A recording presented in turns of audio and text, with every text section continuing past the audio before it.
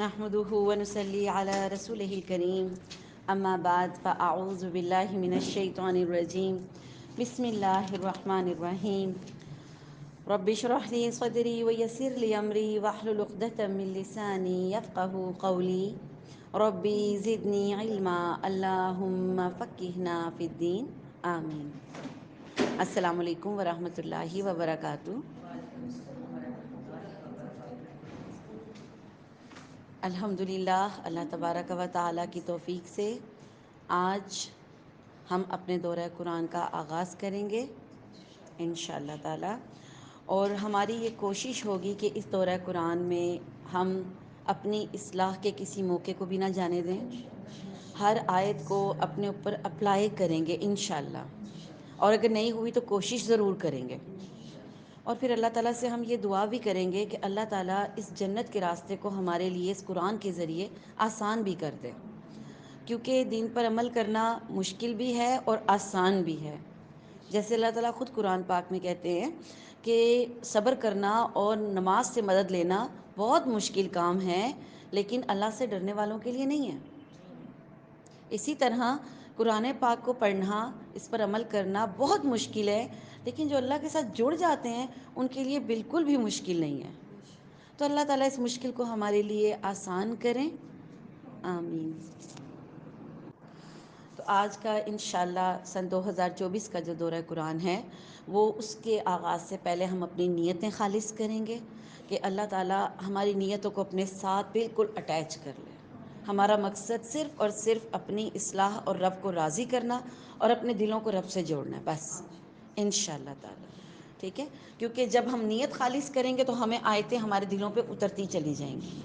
ٹھیک ہے نا. اور اگر ہماری نیت میں فطور آ گیا، نعوذ باللہ، اللہ پناہ دے، یا ہمارے نیت میں آ گیا کہ چلو ایک تھوڑی سی واک بھی ہو جاتی ہے، چل بھی لیں گے، ڈاکٹر نے بھی کہا ہے چلا پھرا کرو، اور ساتھ دورہ قرآن بھی سن لیں گے، تو پھر یہ تھوڑی سی گڑبڑ ہو جائے گی. ٹھیک ہے. تو اللہ آپ کو خالص چیز پسند ہے نا، تو بس جس طرح آپ کو خالص چیز پسند ہے، آپ کو خالص دودھ پسند ہے، آپ کو خالص شہد پسند ہے، اسی طرح اللہ کو خالص نیت پسند ہے. ٹھیک ہے. تو اللہ تعالیٰ ہماری نیتوں کو خالص کر دے. ہم یہاں بیٹھیں تو صرف رب کے لیے بیٹھیں. ٹھیک ہے. اسی دعا کے ساتھ ہم اپنے آج پہلے پارے کا آغاز کریں گے. اعوذ باللہ من الشیطان الرجیم بسم اللہ الرحمن الرحیم. سورہ فاتحہ.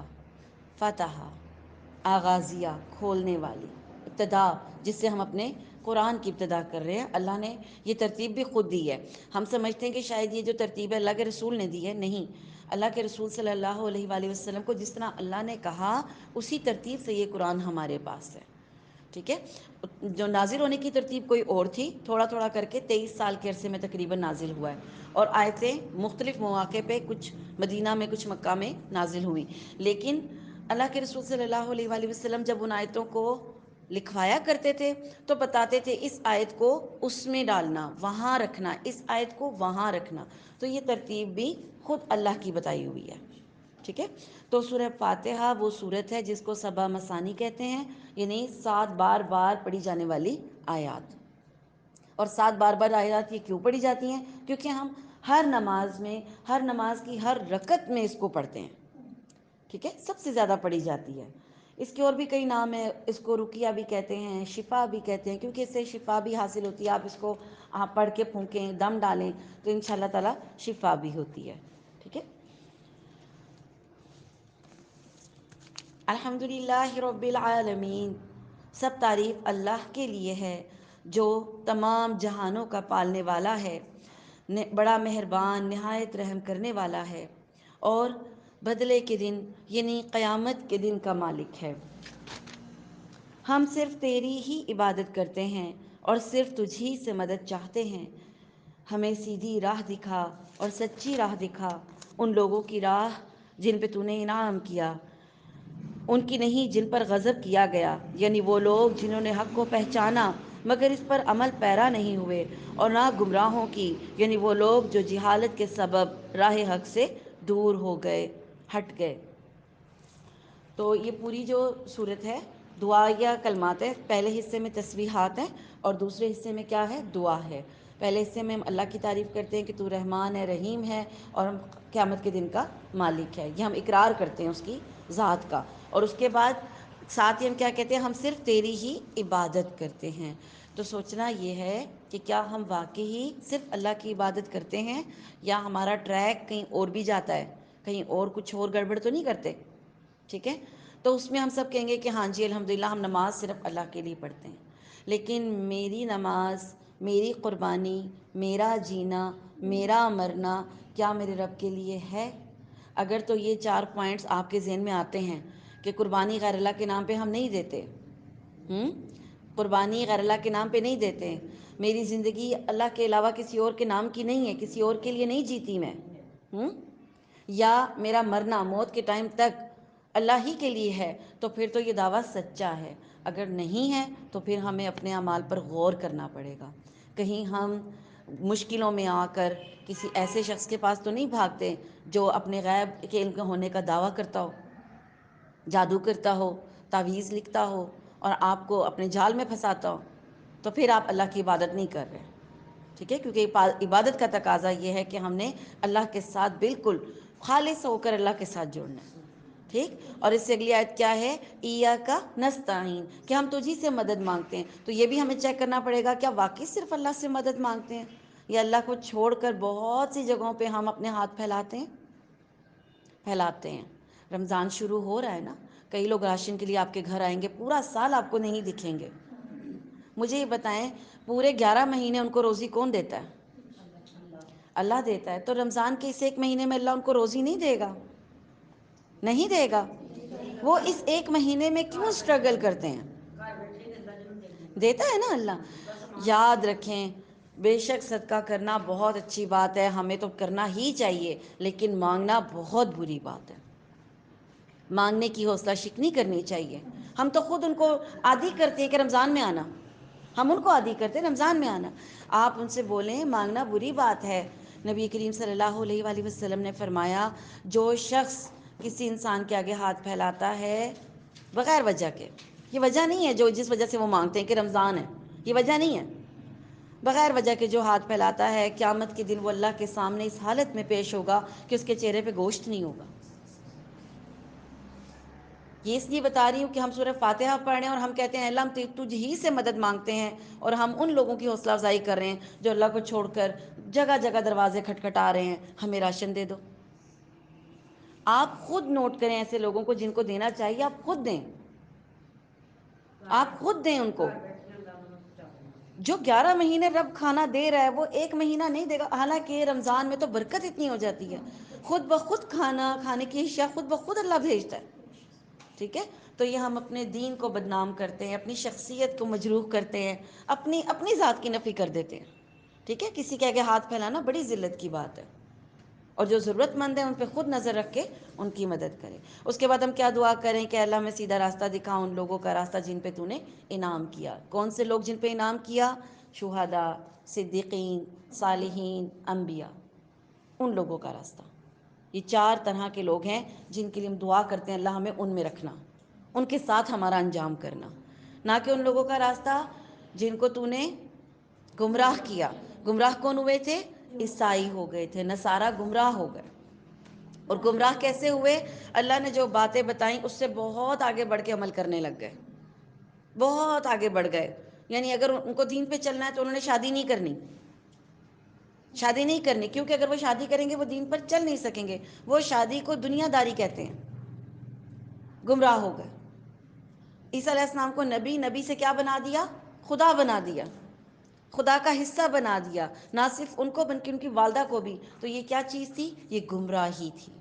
گمراہ ہو گئے، راستہ انہوں نے کھو دیا اپنا، وہ شرک میں مبتلا ہو گئے. پھر دوسری کیٹیگری جس سے ہم دعا کرتے ہیں اللہ ہمیں اس سے بھی بچانا، ولضالین، وہ لوگ جن پر تیرا غضب نازل ہوا.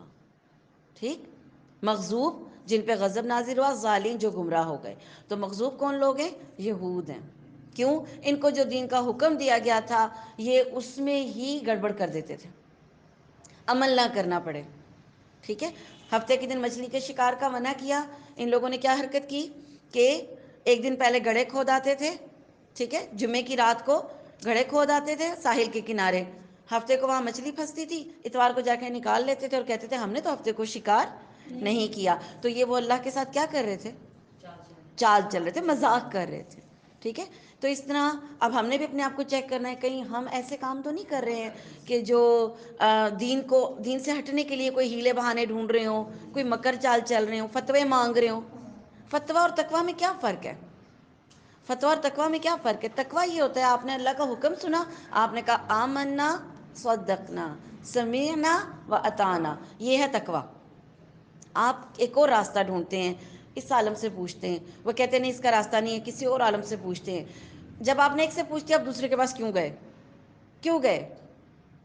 آپ کی مرضی کا فتویٰ نہیں نا ملا. پھر آپ تلاشتے ہیں، پھر آپ کی مرضی کا کہیں سے فتویٰ مل جاتا ہے، پھر آپ لوگوں کو بتاتے ہیں میں نے مولوی سے فتویٰ لیا. ٹھیک ہے. ایک وہ کام ہوتے ہیں جن پہ دین خاموش ہے تو آپ فتویٰ لیتے ہیں، وہ تو بات ماننے کی ہے. جس کو کلیئر کہہ دیا یہ منع ہے وہاں فتویٰ نہیں ہوتا، وہاں تقویٰ ہی ہوتا ہے. ٹھیک. یہود و نصارہ کی مثال ایک اور چھوٹی سی دوں گی، پھر ہم اگلی صورت شروع کریں گے. یہودیوں کی عورتوں کو بھی ہماری طرح منع تھا نامحرم ان کے سر کے بال نہ دیکھیں. تو یہودی عورتوں نے کیا کیا پتہ ہے آپ کو؟ اس کام سے بچنے کے لیے اپنے بال اتروا دیے اور وگز پہن لی، اور کہتی تھیں یہ کون سے ہمارے بال ہے جو نامحرم دیکھ رہا ہے. ٹھیک ہے. اور اس طریقے سے ان کے معاشرے میں شر پھیلا تھا.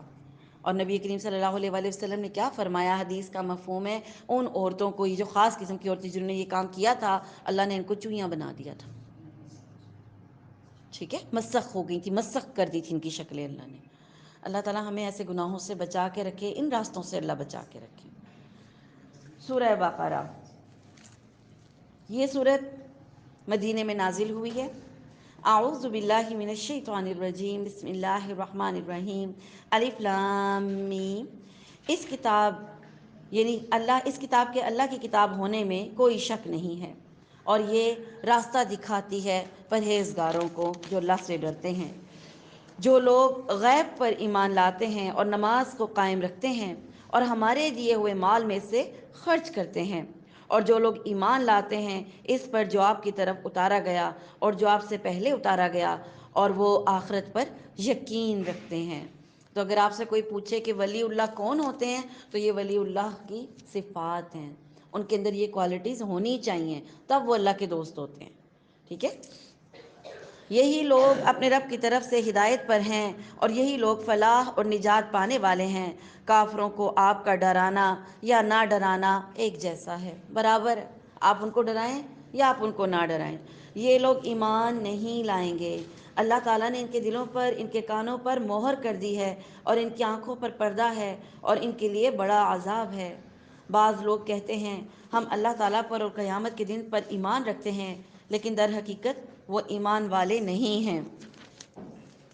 وہ اللہ تعالیٰ کو اور ایمان والوں کو دھوکہ دیتے ہیں، لیکن دراصل وہ خود اپنے آپ کو دھوکہ دے رہے ہیں، مگر وہ سمجھتے نہیں. اب اس دھوکے کی دینے کی کیا وجہ ہے؟ ان کے دلوں میں بیماری ہے. ٹھیک. بیماری کون سی ہے؟ نفاق. یہ بیماری ہے ان کے دلوں میں. اور پھر اللہ تعالیٰ نے انہیں بیماری میں مزید بڑھا دیا، اور ان کے جھوٹ کی وجہ سے ان کے لیے دردناک عذاب ہے. اور جب ان سے کہا جاتا ہے کہ زمین میں فساد نہ کرو، تو یہ جواب دیتے کہ ہم تو صلح کرنے والے ہیں. آپ کو بھی ایسے لوگوں کا پالا پڑا ہے کبھی؟ آپ ان کو فساد نہ مچاؤ تو وہ کیا کہتے ہیں؟ ہم تو صلح کرنے آئے تھے. ہم کون سا، لیکن حقیقت کیا ہوتی ہے؟ ان سے فساد پڑتا ہے. ٹھیک ہے. اسی طرح یہ لوگ تھے. خبردار ہو، یقیناً یہی لوگ فسادی ہیں، لیکن سمجھتے نہیں. ان کو خود سمجھ نہیں آ رہی کہ یہ لوگ حقیقت میں کیا ہیں. کسی کو آپ کہیں نا تم فسادی ہو، اس کو پسند آتی ہے یہ بات؟ وہ تو کہے گا نہیں، کبھی بھی نہیں. تو لیکن حقیقت ہے کہ یہ ان کو خود بھی نہیں پتا کہ وہ فسادی ہیں. ٹھیک ہے.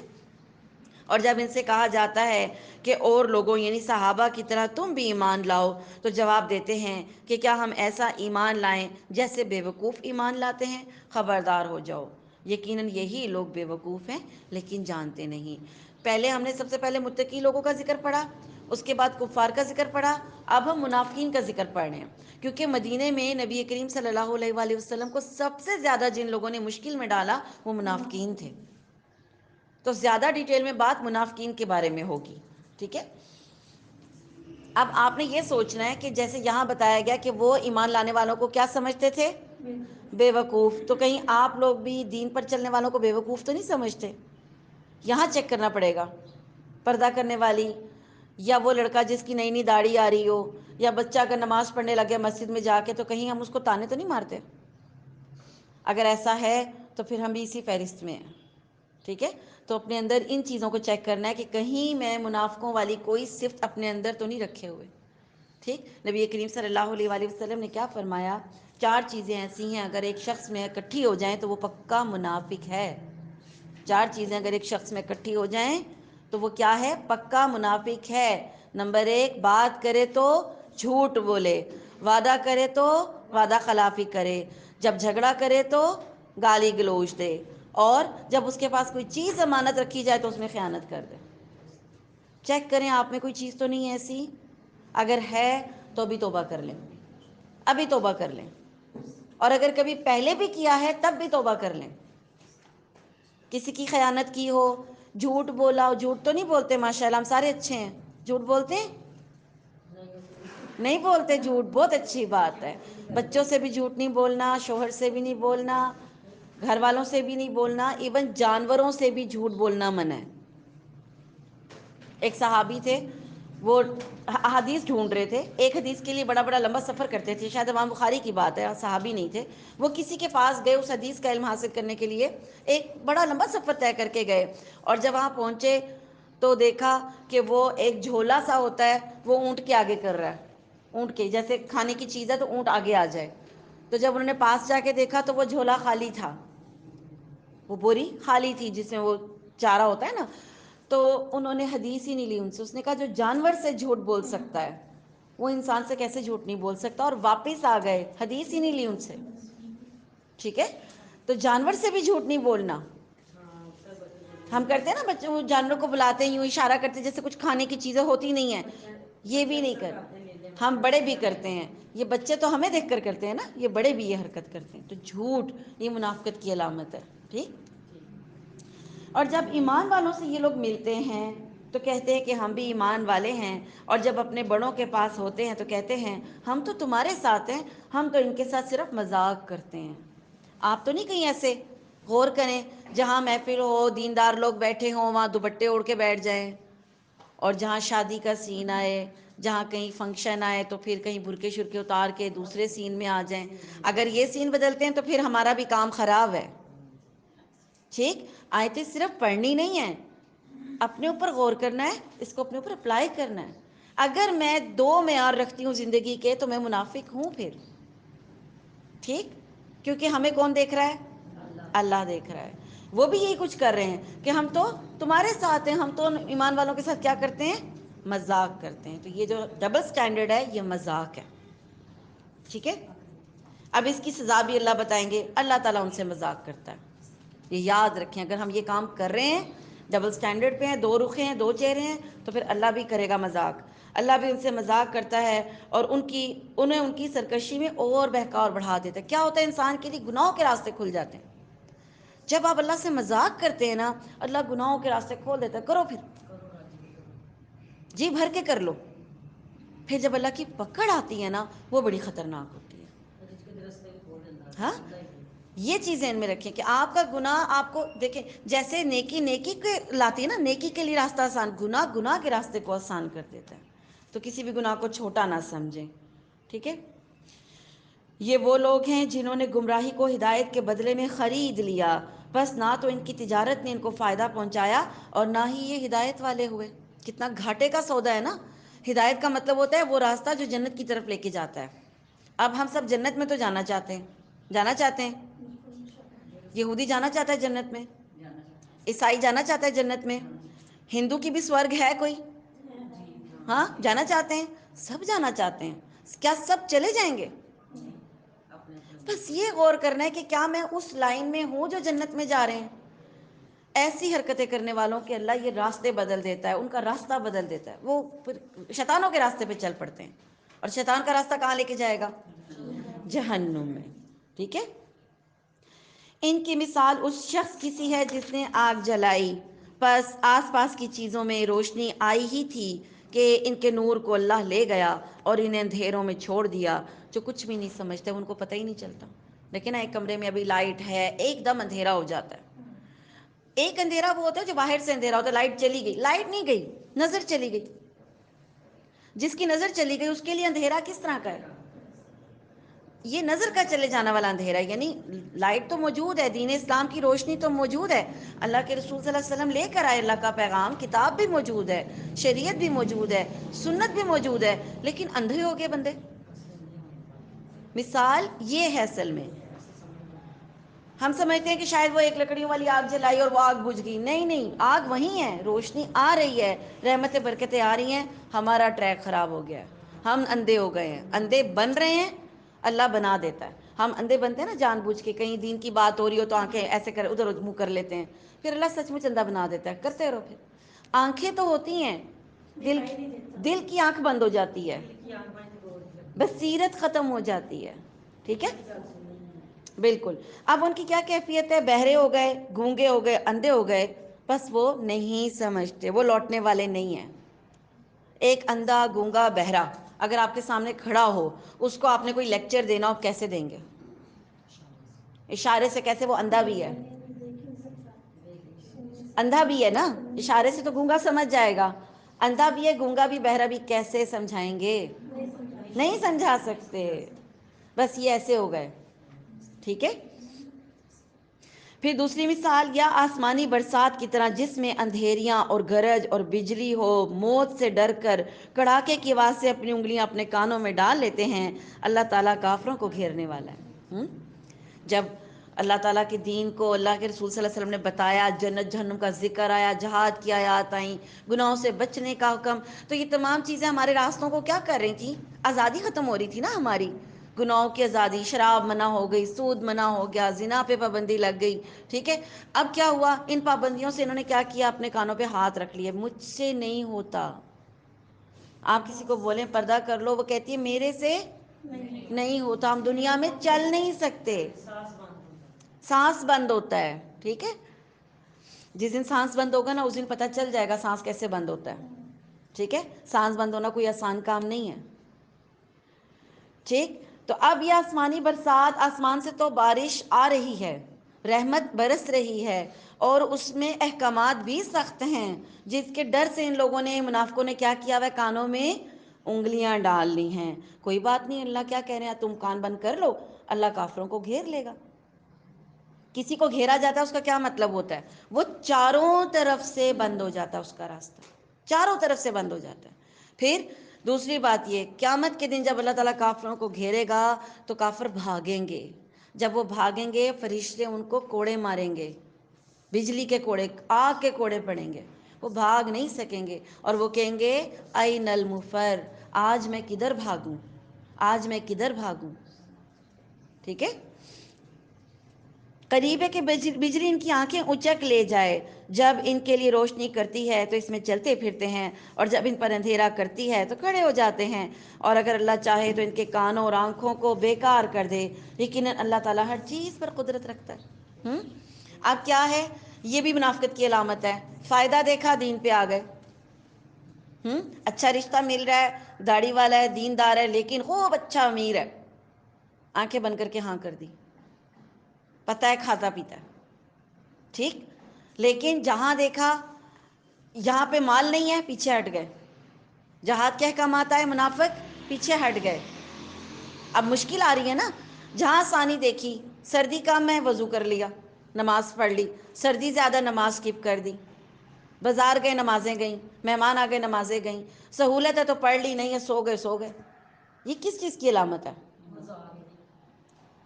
یعنی جب روشنی دیکھتے ہیں تو اس میں چل پڑتے ہیں، جیسے ہی اندھیرا آیا رک جاتے ہیں. اللہ سے مذاق. یہ میں اس لیے مثالیں دے رہی ہوں کہ ہم بھی کچھ اسی ٹائپ کے کام کر رہے ہیں. ٹھیک ہے. تو اپنی ہمیں اصلاح کرنی ہے انشاءاللہ تعالی. ٹھیک ہے.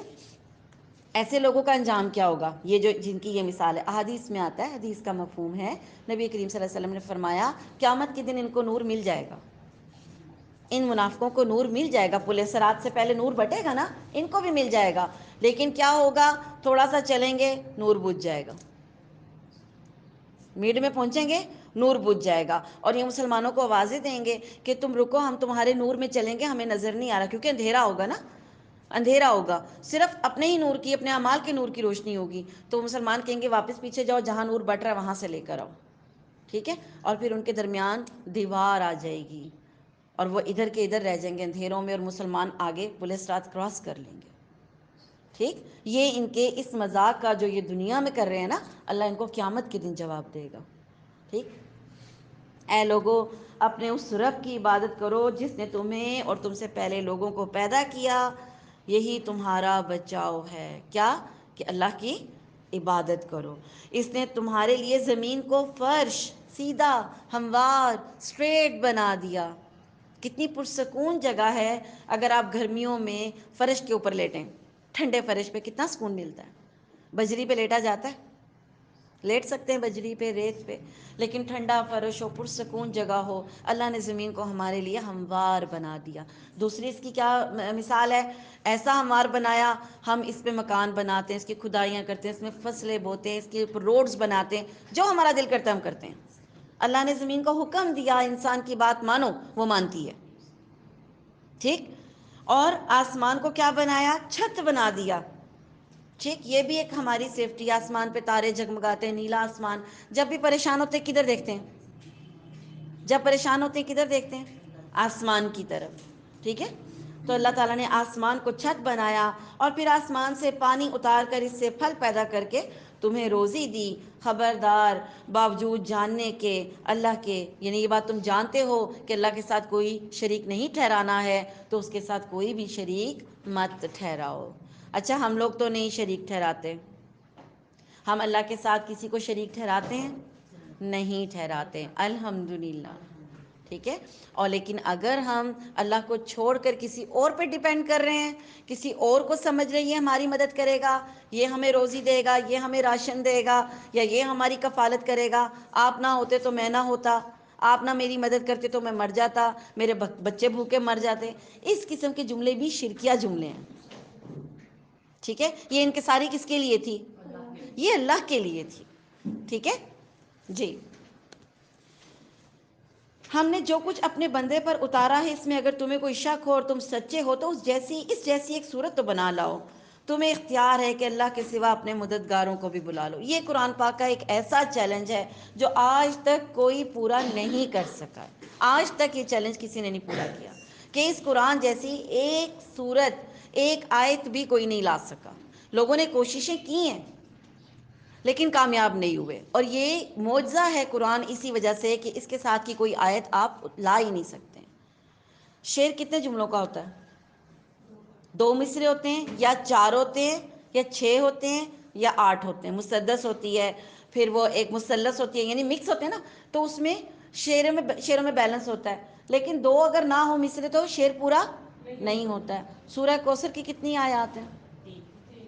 اور مکمل ہے، اور مکمل ہے، اس میں چوتھی کی گنجائش ہی نہیں ہے۔ اور یہ چیلنج لیا بھی تھا کافروں نے، مشرکین مکہ نے، اور کہا تھا نہیں یہ مکمل ہے، اور پھر اس نے کہا یہ کسی انسان کا کلام بھی نہیں لگ رہا، انسانی کلام نہیں ہے یہ، ٹھیک ہے؟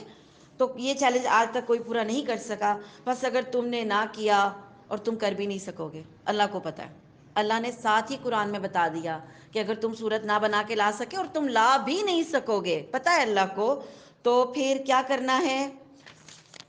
تو اسے سچا مان کر، اس قرآن کو سچا مان کر اس آگ سے بچو جس کا ایندھن ہے انسان اور پتھر، انسان اور پتھر۔ ہم دنیا میں آگ کس چیز سے جلاتے ہیں؟ مٹی کے تیل سے، اور لکڑی سے، یا گیس سے، اور اگر چولہے میں گیس نہ آئے تو پھر سلنڈر سے۔ اور بھی کوئی چیز ہے جس سے ایندھن بناتے ہیں ہم؟ گوبر سے، ہاں، اپلے جو ہوتے ہیں، اس کے علاوہ نہیں ہے۔ قیامت کے دن کی جو آگ ہے وہ انسانوں سے جلائی جائے گی، جی، انسانوں سے بھڑکائی جائے گی، اور پتھروں سے۔ گندک کے پتھر ہیں یہ، بڑے خطرناک، اور گندک کی کیا کوالٹی ہے کہ یہ آگ پکڑ لیتے ہیں، کھینچ لیتے ہیں۔ تو جہنم کی تہہ میں گندک کے پتھر بھی ہوں گے، انسان بھی ہوں گے۔ 2 چیزیں۔ تیسری یہ بھی اس کی تفسیر کی جاتی ہے کہ جن بتوں کی پوجا کی جاتی ہے وہ بت بھی ہوں گے اندر، جن کی پوجا کرتے تھے، جن کو اپنا سمجھتے تھے کہ یہ ہمارے نجات دہندہ ہیں، وہ بھی جہنم میں ہوں گے بت، ٹھیک؟ تو اس آگ سے بچو جس کا ایندھن ہے انسان اور پتھر، اور یہ کس کے لیے تیار کی گئی ہے؟ کافروں کے لیے۔ اللہ ہمیں محفوظ رکھے۔ جب بھی ایسی آیتیں آیا کریں فوراً دعا مانگا کریں اللہ ہمیں محفوظ رکھے، آمین۔ اور ایمان والوں اور نیک عمل کرنے والوں کو ان کی جنتوں کی خوشخبریاں دو۔ ایسی جنتیں ہیں جس کے نیچے نہریں بہہ رہی ہیں، پانی لگانے کی ٹینشن نہیں ہے آپ کو کہ پانی لگانا پڑے گا جا کر۔ ہاں، جنت میں جو گھر ہوں گے، جو آپ کے باغ ہوں گے، آپ نے کبھی پودا رکھا ہے گھر میں؟ کتنی ٹینشن ہوتی ہے پانی دینے کی، زیادہ دیں تو جل جاتا ہے، نہ دیں تو جل جاتا ہے نا؟ لیکن جنت میں اللہ تعالیٰ نے انسان کو ٹینشن فری رکھا ہے۔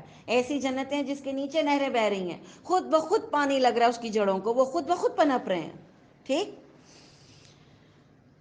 پھر اس میں کیا ہے؟ نہریں بہہ رہی ہیں، جب کبھی وہ پھلوں کا رزق دیے جائیں گے، ہم شکل لائے جائیں گے تو کہیں گے یہ تو وہی ہے جو ہم نے اس سے پہلے دیے گئے تھے دنیا میں۔ یعنی جیسے فروٹ ہوگا، آپ نے سیب دنیا میں بھی کھایا ہے، انار بھی کھایا ہوا ہے، تو جنت میں بھی جب یہ چیزیں پیش کی جائیں گی تو ہم کیا کہیں گے؟ انشاءاللہ کیا کہیں گے ہم؟ کہ یہ تو ہم نے دنیا میں بھی کھایا ہوا ہے، کہیں گے انشاءاللہ۔ اللہ ہمیں ان میں شامل کرے نا، ٹھیک ہے؟ کیا کہیں گے کہ یہ تو پہلے بھی ہم نے ہمیں دیے گئے تھے، اور ان کے لیے وہاں بیویاں ہیں صاف ستھری، صاف ستھری۔ ہاں، ایسی بیویاں دنیا میں ہوتی ہیں صاف ستھری؟ اپنے رات 8 بجے کی روٹین میں دیکھیں آپ، صاف ستھری ہوتی ہیں؟ صبح 11 بجے والی روٹین میں صاف ستھری ہوتی ہیں؟ نہیں ہوتی۔ گھر صاف ہوتا ہے ہیں، پھر ہم اتنے تھک جاتے ہیں کہ پھر کپڑے ہی نہیں بدلتے، آدھا دن گزار دیتے ہیں۔ جنت میں کون سی بیویاں ہوں گی؟ صاف ستھری۔ یہ ویسے میں نے مثال دی ہے، یہاں پہ مثال کا مطلب یہ ہے حیض نفاس سے پاک ہوں گی، حیض نفاس سے پاک ہوں گی، دل پاک ہوں گے۔ ہمارے ہیں دل پاک؟ کون عورت دعویٰ کر سکتی ہے میرا دل پاک ہے؟ میرے دل میں کسی کے لیے کوئی غصہ نہیں ہے، غصہ بھی نہیں ہے، مجھے کسی سے کوئی چڑ نہیں ہے، حسد نہیں ہے، کینہ بھی نہیں ہے، بغض بھی نہیں، میں کسی سے نہیں جلتی۔ ہیں؟ پھر عورت ہی نہیں ہے؟ نہیں، جنت کی عورت ہوگی انشاءاللہ، پاک ہوگی انشاءاللہ۔ ہاں، اور عورتوں کے لیے پاک مرد ہوں گے، دونوں کے لیے، جوڑے ہیں نا، اللہ کسی کو اکیلا نہیں چھوڑے گا جنت میں۔ عورتوں کے لیے پاک مرد ہوں گے اور مردوں کے لیے پاک بیویاں ہوں گی، دنیا کی عورتوں میں سے دو دو، ہر مرد کے پاس دنیا کی عورتوں میں سے دو دو بیویاں ہوں گی، ٹھیک ہے؟ اور دو دو حوریں بھی ملیں گی، 70 حوریں شہید کو ملیں گی، ہر مرد کو نہیں ملیں گی، ٹھیک ہے؟ یہ جا کے بتا دیجئے گا، ٹھیک جی۔ یقیناً اللہ تعالیٰ کسی مثال کے بیان کرنے سے نہیں شرماتا، ہاں وہ مچھر کی ہو یا اس سے بھی کوئی چھوٹی سی چیز ہو، اللہ کی مخلوق ہے۔ مچھر کی بھی اگر اللہ نے مثال دی تو آپ مچھر بنا کے دکھا دیں۔ ہاں، یہ آپ چھوٹے چھوٹے سے روبوٹ ٹائپ کے مچھر بناتے ہیں، روبوٹ ٹائپ کے آپ وہ چونٹے بناتے ہیں تو صاف نظر آ رہا ہوتا ہے انسان نے بنایا ہے، روح تو نہیں ہوتی نا، بیٹری ہوتی ہے، خود ہی پتہ چل رہا ہوتا ہے کتنی ناقص چیز بنی ہے، سیل ختم تو وہ وہیں بیٹھ جائے۔ ہاں، اور کفار یہ اعتراض کرتے تھے مچھر کی مثال، تم تو کہتے ہو تمہارا رب بہت بڑا ہے تو مچھر کی مثال دیتا ہے۔ اللہ نے کہا میں چھوٹی سے چھوٹی مثال دینے میں بھی نہیں شرماتا، اس میں کوئی ایسی بات نہیں ہے۔ ایمان والے تو اسے اپنے رب کی طرف سے صحیح سمجھتے ہیں، ایمان والوں کے دل میں اللہ کی عظمت جاگتی ہے ان مثالوں سے، ٹھیک ہے؟ وہ صحیح سمجھتے ہیں۔ اور کفار کہتے ہیں کہ اس بات کا کیا مقصد ہوا، اللہ نے یہ مثال کیوں بیان کی ہے؟ اس کے ذریعے بیشتر کیا ہوتے ہیں؟ گمراہ ہو جاتے ہیں۔ اسی مثال سے بہت سے لوگ کیا ہوتے ہیں؟ گمراہ ہو جاتے ہیں۔ اللہ پہ اعتراض کر دیا نا آپ نے، اللہ کی شان نہیں سمجھی، اور بہت سے لوگ اس پہ ہدایت، اللہ ان کو راہ راست پر لے آتا ہے، ہدایت پر لے آتا ہے۔ اور گمراہ کون ہوتے ہیں؟ ساتھ ہی اللہ نے بتا دیا، فاسق لوگ ہوتے ہیں۔ فاسق کسے کہتے ہیں؟ فاسق وہ لوگ ہوتے ہیں جو اللہ کی حدوں کو توڑ دیتے ہیں۔ جیسے اللہ نے کہا وَلَا تَقْرَبُوا الزِّنَا، زنا کے قریب بھی مت جاؤ، یہ کیا ہو گئی؟ حد ہو گئی۔ کیا ہو گئی؟ حد لگا دی گئی۔ اب اگر کوئی بھی عورت یا کوئی بھی مرد اگر اس کے قریب جاتا ہے، اس کی حد کو کراس کرتا ہے، سزا بھی پتہ ہے، یعنی حدیں وہ ہوتی ہیں جن کے اوپر سزا لاگو آتی ہے، لاگو کی جاتی ہے۔ جیسے زنا کی کیا سزا ہے؟ اگر شادی شدہ ہو تو سنسار کر دیا جائے گا، اور اگر غیر شادی شدہ ہے تو 100 کوڑے مارے جائیں گے، تو یہ حد ہو گئی، ٹھیک؟ فاسق لوگ ان حدوں کو کراس کر جاتے ہیں۔ ٹھیک، جو لوگ اللہ تعالیٰ کے مضبوط عہد کو توڑ دیتے ہیں اور اللہ تعالیٰ نے جن چیزوں کو جوڑنے کا حکم دیا ہے انہیں کاٹ دیتے ہیں. اللہ نے کن چیزوں کو جوڑنے کا حکم دیا؟ آپ کو پتہ ہے؟ اللہ نے رشتوں کو جوڑنے کا حکم دیا ہے، اور ہم سب فیل ہیں اس ٹاسک میں. ہم سب فیل ہیں. کیوں؟ ہم رشتے نہیں جوڑ پاتے. گھر میں ایک گھر کے اندر روم کے ساتھ روم ملے ہیں لیکن دل نہیں ملتے.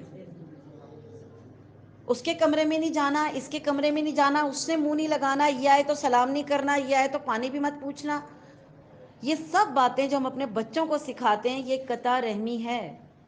آج آپ اپنے شوہر کے بہن بھائیوں سے بچوں کو لڑا رہی ہیں، کل یہ سگے بہن بھائی لڑیں گے آپ کے اپنے بچے، اور آپ اس وقت تڑپیں گے کہ سگے بہن بھائیوں کے ایک دوسرے کا سر پھاڑیں.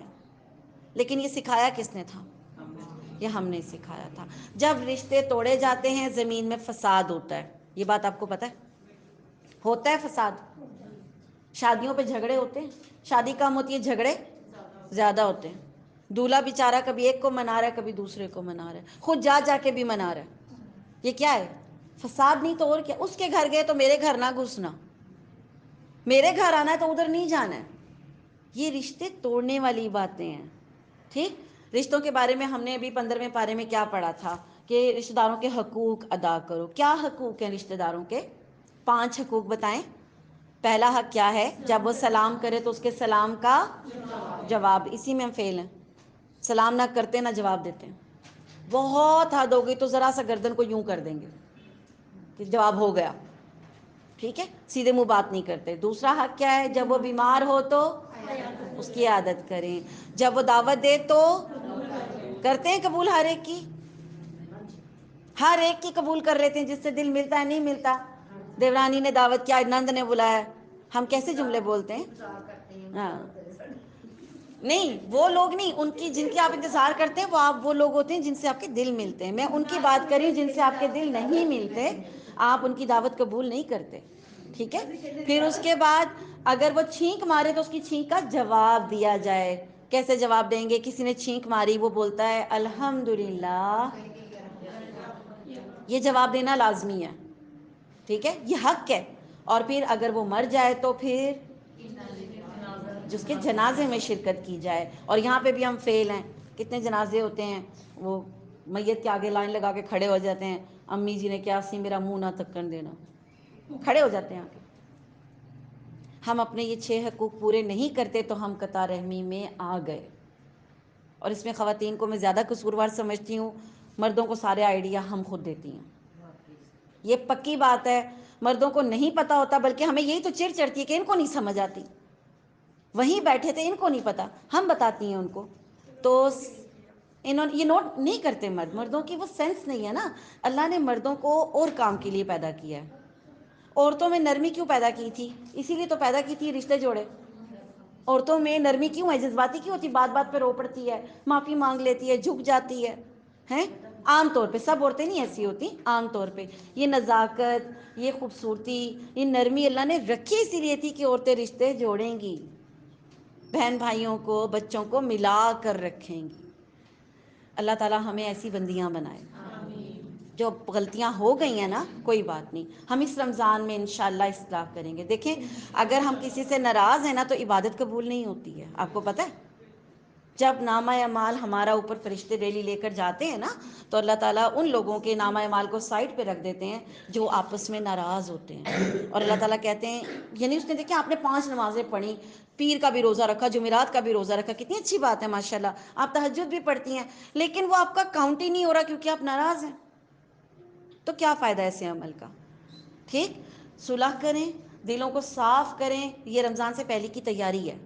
پھر روزے رکھیں تاکہ 30 روزے ضائع نہ ہو جائیں. کہیں قیامت کے دن جائیں تو پتہ چلے اس سے کیونکہ ناراض تھی.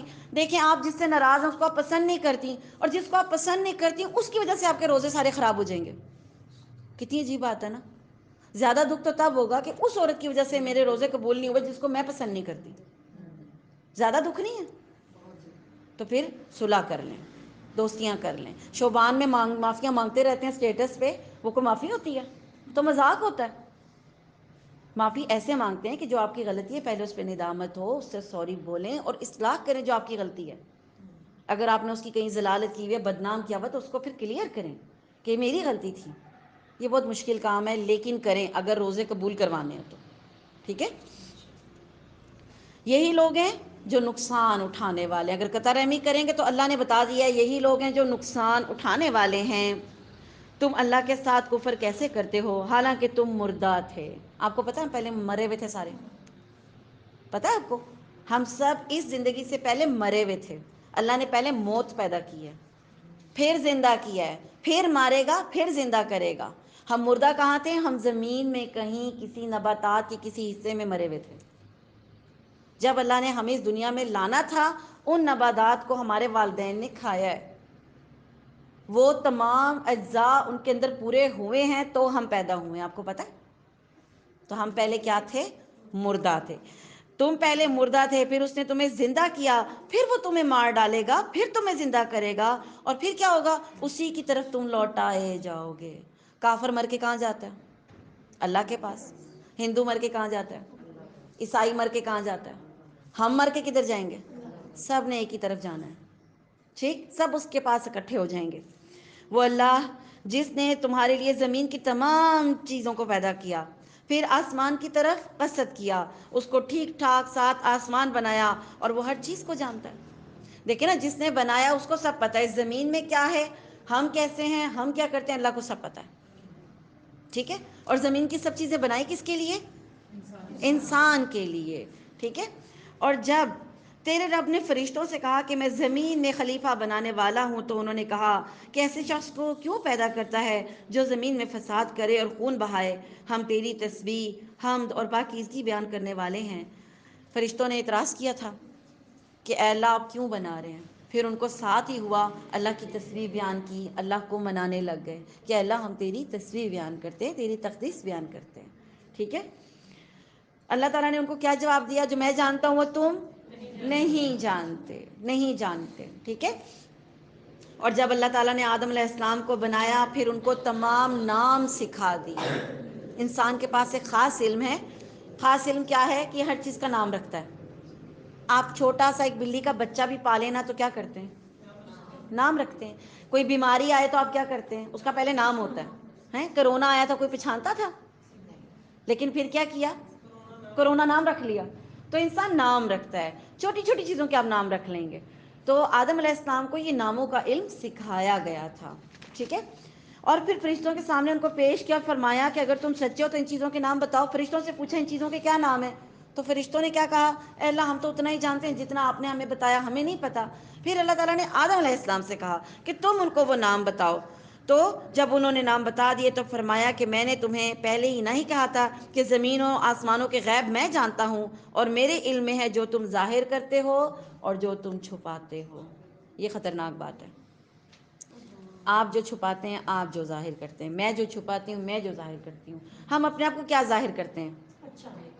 میں بہت اچھی ہوں، میں تو دل کی سچی ہوں، میں تو منہ پہ بات کرتی ہوں. ہے نا؟ کتنا اچھا ہمارا اخلاق ہے. کیا اللہ کے رسول ایسے کرتے تھے؟ ویسے منہ پہ بات کر دیتے تھے.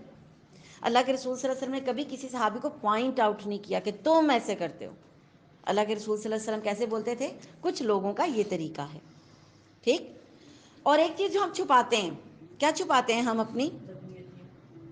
اپنی نیگیٹیوٹی چھپاتے ہیں. ٹھیک ہے. لیکن اللہ تعالیٰ کو یہ دونوں چیزیں پتہ ہیں. ٹھیک.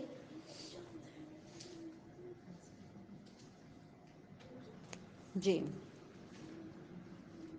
اور جب ہم نے فرشتوں سے کہا کہ آدم کو سجدہ کرو، یہ سجدہ تعظیمی تھا، عبادت کا سجدہ نہیں تھا، اور صرف اسی وقت کے لیے تھا. ساری زندگی نہیں کروائے سجدے کہ آدم علیہ السلام کو سجدے کرتے رہے فرشتے. وہ ایک ہی دفعہ کا واقعہ ہے کہ اللہ تعالیٰ نے ان کو باور کروایا کہ یہ مخلوق اشرف المخلوقات ہے، تو کیا کرو؟ اس کو سجدہ کرو. تو سب نے سجدہ کیا مگر ابلیس نے نہیں کیا. اس نے انکار کر دیا اور تکبر کیا، اور وہ کافروں میں سے ہو گیا. تکبر، تکبر ایسی چیز ہے جو آپ کو کفر تک لے جاتی ہے. ٹھیک ہے. تکبر کا کیا مطلب ہوتا ہے؟ تکبر کسے کہتے ہیں؟ اپنے آپ کو سپر سمجھنا، اور پھر دوسرے کو زمین کے کیڑے مکوڑے سے. آپ کبھی لڑائیوں میں سنتی ہوں گی عورتیں بولتی ہیں کیڑے ہیں یہ. کتنی تکبر سے بولتی ہیں. وہ تو بول دیتی ہیں لیکن جن کے بارے میں بولا جاتا ہے ان کے دل پہ کیا گزرتی ہے.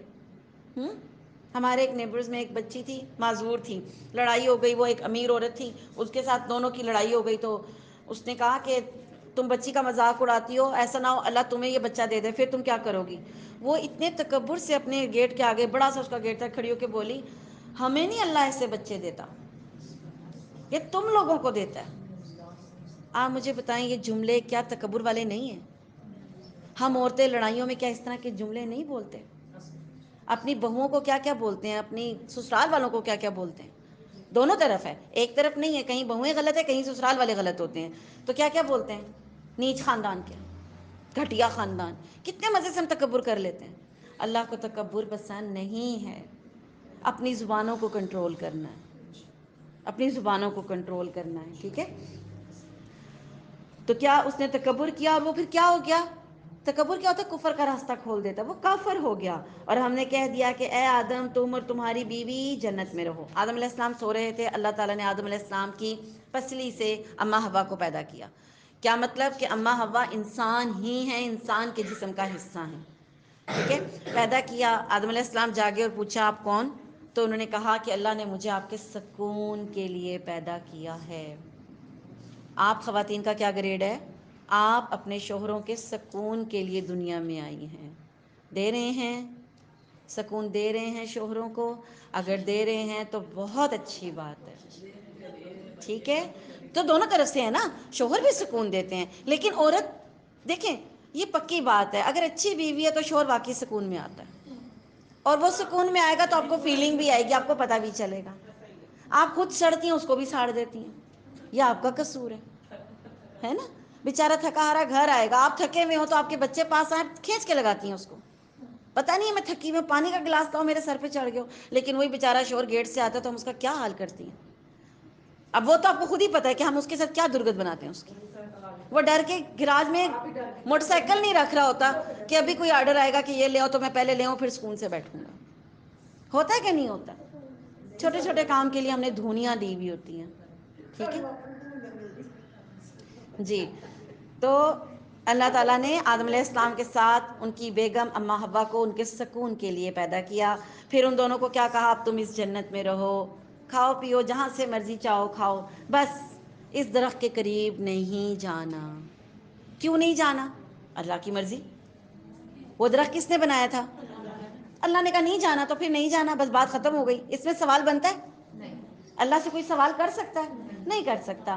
یہ ایک ٹاسک تھا، اور یہ ٹاسک اس لیے بھی ہو سکتا ہے کہ دنیا میں کئی چیزیں ایسی تھیں جو اللہ نے انسان کو منع کرنی تھی، اس کی ایک ٹریننگ تھی چھوٹی سی. ٹھیک ہے. دنیا میں اب کئی چیزیں حرام ہیں، پتہ ہے نا آپ کو کیا کیا حرام ہے؟ اور مردار، خنزیر کا گوشت، غیر اللہ کے نام کی نیاز، اور یتیم کا مال، بہتا خون، بہتا ہوا خون جو ذبیحہ کا خون ہوتا ہے وہ. تو یہ چیزیں حرام ہیں. اب آدم علیہ السلام کو جنت میں ایک ٹاسک دیا گیا، بس اس درخت کے پاس نہیں جانا. وہاں پہ بھی کیا ہے؟ اس درخت کے پاس، یہ نہیں کہا کہ اس کا پھل نہیں کھانا، اس کے پاس بھی نہیں جانا، حد لگا دی گئی. قریب بھی نہیں جانا نا، اس کی چھوٹی سی چیز کو بھی ایکسیپٹ نہیں کرنا، تو قریب نہیں جانا. اب کیا ہوا؟ شیطان نے ان دونوں کو بہکا دیا اور وہاں سے نکلوا ہی دیا. ویسے تو یہ آنا تو دنیا میں ہی تھا، یہ تو ہم سب کو پتہ ہے نا کہ اللہ تعالیٰ نے آدم علیہ السلام کو کہاں کے لیے پیدا کیا تھا؟ زمین کے لیے. لیکن اعزازیہ طور پہ کچھ عرصے کے لیے جنت میں اسٹے دیا گیا تھا کہ جنت میں انجوائے کریں. اپنی مخلوق کے ساتھ اللہ کو پیار ہے نا. آپ کو اپنی چیزوں سے پیار ہوتا ہے جو آپ بناتی ہیں؟ ہاں، مزیدار بریانی بنائی ہو تو کتنی اچھی لگتی ہے، اور کوئی اس میں کیڑا نکال دے کتنا برا لگتا ہے وہ، ہے نا. اچھی خاصی تو بنی ہوئی، ہم چکھ چکھ کے دوبارہ دیکھتے ہیں کہ اس سے ہمیں ناک چڑھائی، اتنے مزے کی بنی ہوئی ہے. تو ہم اپنی چھوٹی سی چیز کی کتنی قدر کرتے ہیں. یا اچھا سا سوٹ سلائی کیا ہوا ہو تو بار بار دیکھیں گے، بار بار دیکھیں گے اس کو. تو اللہ تعالیٰ کی مخلوق ہے، اللہ نے جنت میں ان کو جگہ دی کہ یہاں رہو، کھاؤ پیو، بس اس درخت کے قریب نہ جانا. اور وہ وہاں پہ کیا ہوا؟ شیطان نے، یہاں پہ دونوں کا لفظ ہے کیونکہ ہمارے ہاں بہت لوگ اس بات کو کہتے ہیں کہ جی اماں حوا نے شیطان کی باتوں میں آ کے آدم علیہ السلام کو فورس کیا اور انہوں نے پھل کھایا، تو پھر اس لیے عورت کو سزا ملتی ہے، اس کو یہ حیض آتا ہے یا جو ڈیلیوری پین ہوتی ہے. عورت کو ڈیلیوری پین ہوتی ہے؟ ہوتی ہے. جانوروں کو ہوتی ہے کہ نہیں ہوتی؟ عورت کو تو یوں سزا ملی، بکری کو کیوں ملی؟ ہر مادہ کو کیوں ملی؟ ہر مادہ کو یہ تکلیف کیوں آئی؟ یہ تو ایک عمل ہے نا، جو ایک عمل بنایا نا اللہ نے. تو یہ بات جھوٹ ہے کہ عورت کو سزا ملی ہے. ٹھیک ہے، یہ جو عورتوں کو ڈی ویلیو کرنا چاہتے ہیں یہ وہ بات کرتے ہیں. اسلام نے ایسا کچھ نہیں کہا. اللہ نے قرآن پاک میں کہا کہ ان دونوں کو بہکایا شیطان نے، ان دونوں نے پھل کھایا، دونوں نے پھل کھایا. ٹھیک ہے، لیکن شیطان نے ان کو بہکا کر وہاں سے نکلوا ہی دیا، اور ہم نے کہہ دیا کہ اتر جاؤ، تم ایک دوسرے کے دشمن ہو. انسان کا دشمن شیطان، انسان کا دشمن انسان، دونوں سارے ایک دوسرے کے دشمن ہو. اور ایک وقت مقرر تک تمہارے لیے زمین میں ٹھہرنا ہے، وہاں ٹھہرو اور وہاں سے فائدہ اٹھاؤ. ٹھیک. آدم علیہ السلام نے اپنے رب سے چند باتیں سیکھ لیں، یعنی پھر اللہ تعالیٰ خود ہی سکھاتے ہیں نا. یہ اللہ کی کتنی نعمت ہے کہ دیکھیں آپ ایک غلط کام کرتے ہیں، اللہ تعالیٰ آپ کو خود بتاتے ہیں اب توبہ کیسے کرنی ہے. تو اللہ تعالیٰ نے آدم علیہ السلام کو چند الفاظ سکھا دیے. ٹھیک، وہ کیا تھے؟ ربنا ظلمنا انفسنا وان لم تغفر لنا وترحمنا لنکونن من الخاسرین. ہاں، یہ دعا سکھائی. اے اللہ، ہم نے اپنی جانوں پر ظلم کیا اور تو ہمیں بخشے، اگر تو نے ہمیں نہ بخشا تو ہم خسارہ پانے والوں میں سے ہو جائیں گے. یہ کلمات سکھائے. اور اللہ تعالیٰ نے کیا کیا؟ جب انہوں نے وہ کلمات بولے تو اللہ تعالیٰ نے ان کی توبہ قبول فرمائی. بے شک وہی تو توبہ قبول کرنے والا ہے.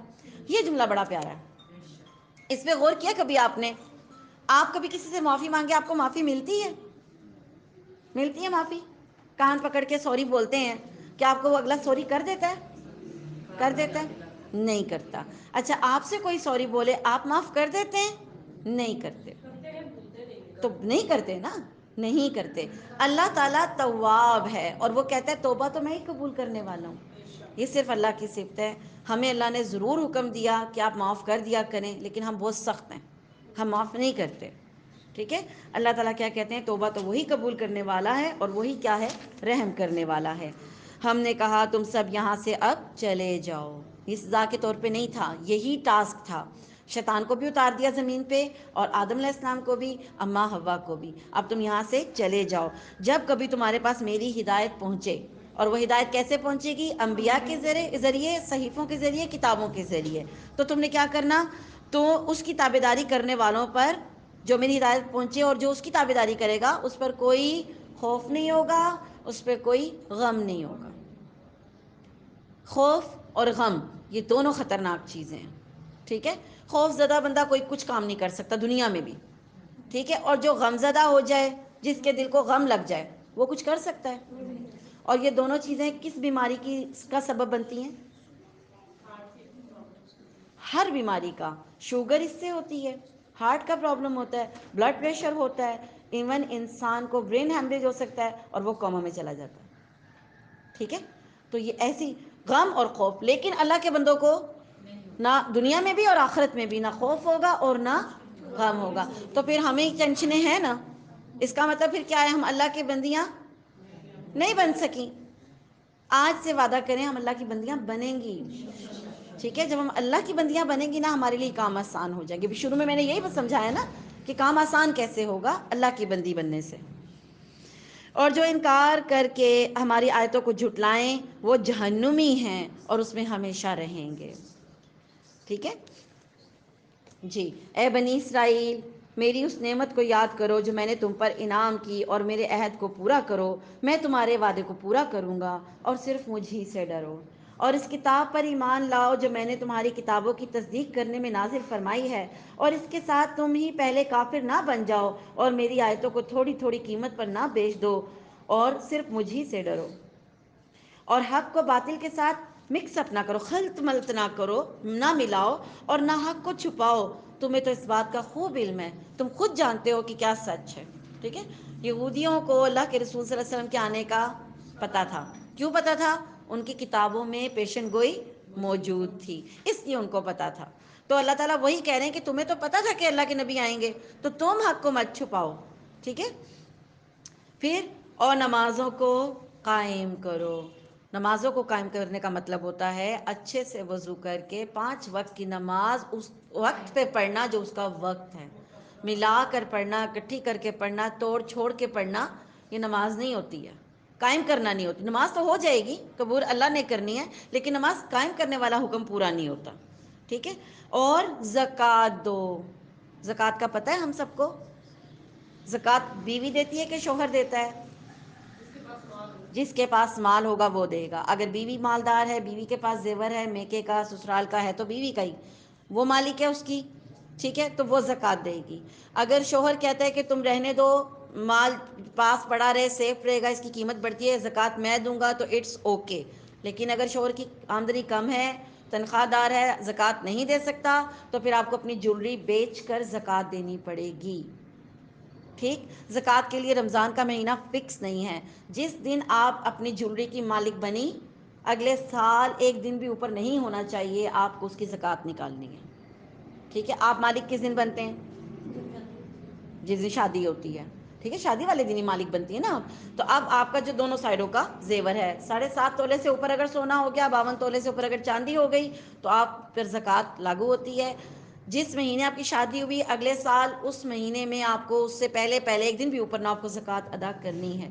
یہ آپ کا مال نہیں ہے، یہ لوگوں کا مال ہے جو اللہ نے آپ کے مال میں شامل کیا ہے. ٹھیک ہے. اب اس کے لیے رمضان کا ویٹ نہیں کرنا. زکوٰۃ آپ پر لاگو ہو گئی تو آپ تھوڑی تھوڑی کر کے نہیں دے سکتے. ہمارے دل کو ہاتھ پڑتا ہے. ٹھیک ہے. زکوٰۃ اگر آپ پر فرض ہو گئی ہے، فرض کریں آپ کی زکوٰۃ بنتی ہے 3 لاکھ روپیہ، فرض کریں. اب 3 لاکھ دیتے ہوئے تکلیف ہوتی ہے ایک دم سے، لیکن دینی ہے. ہاں، اگر آپ زکوٰۃ اس طرح نہیں دے سکتے اکٹھی کر کے، اور آپ تھوڑی تھوڑی کر کے دینا چاہتے ہیں، تو پھر آپ سال سے پیچھے دینا شروع کریں گے، پہلے دیں گے. ٹھیک ہے. سال پورا نہیں ہونے دیں گے. اگر آپ نے تھوڑی تھوڑی کر کے نکالنی ہے، تو پھر آپ 1 سال پہلے سے نکالنا شروع کریں گے، تاکہ جب مال کو سال پورا ہو تو آپ کی زکوٰۃ بھی پوری ہو جائے. ٹھیک. لیکن اگر سال پورا ہو گیا ہے تو پھر ایک دن بھی آپ لیٹ نہیں کریں گے، آپ کو وہ اکٹھے دینے ہیں. یہ بات سمجھ آ گئی؟ ٹھیک ہے. کیونکہ ہم زکوٰۃ پہ غور نہیں کرتے. زیادہ تر کا ہوتا ہے ہمارے پاس کون سا سونا ہے. مسئلہ سمجھ لیں، بچوں کو سمجھا دیں.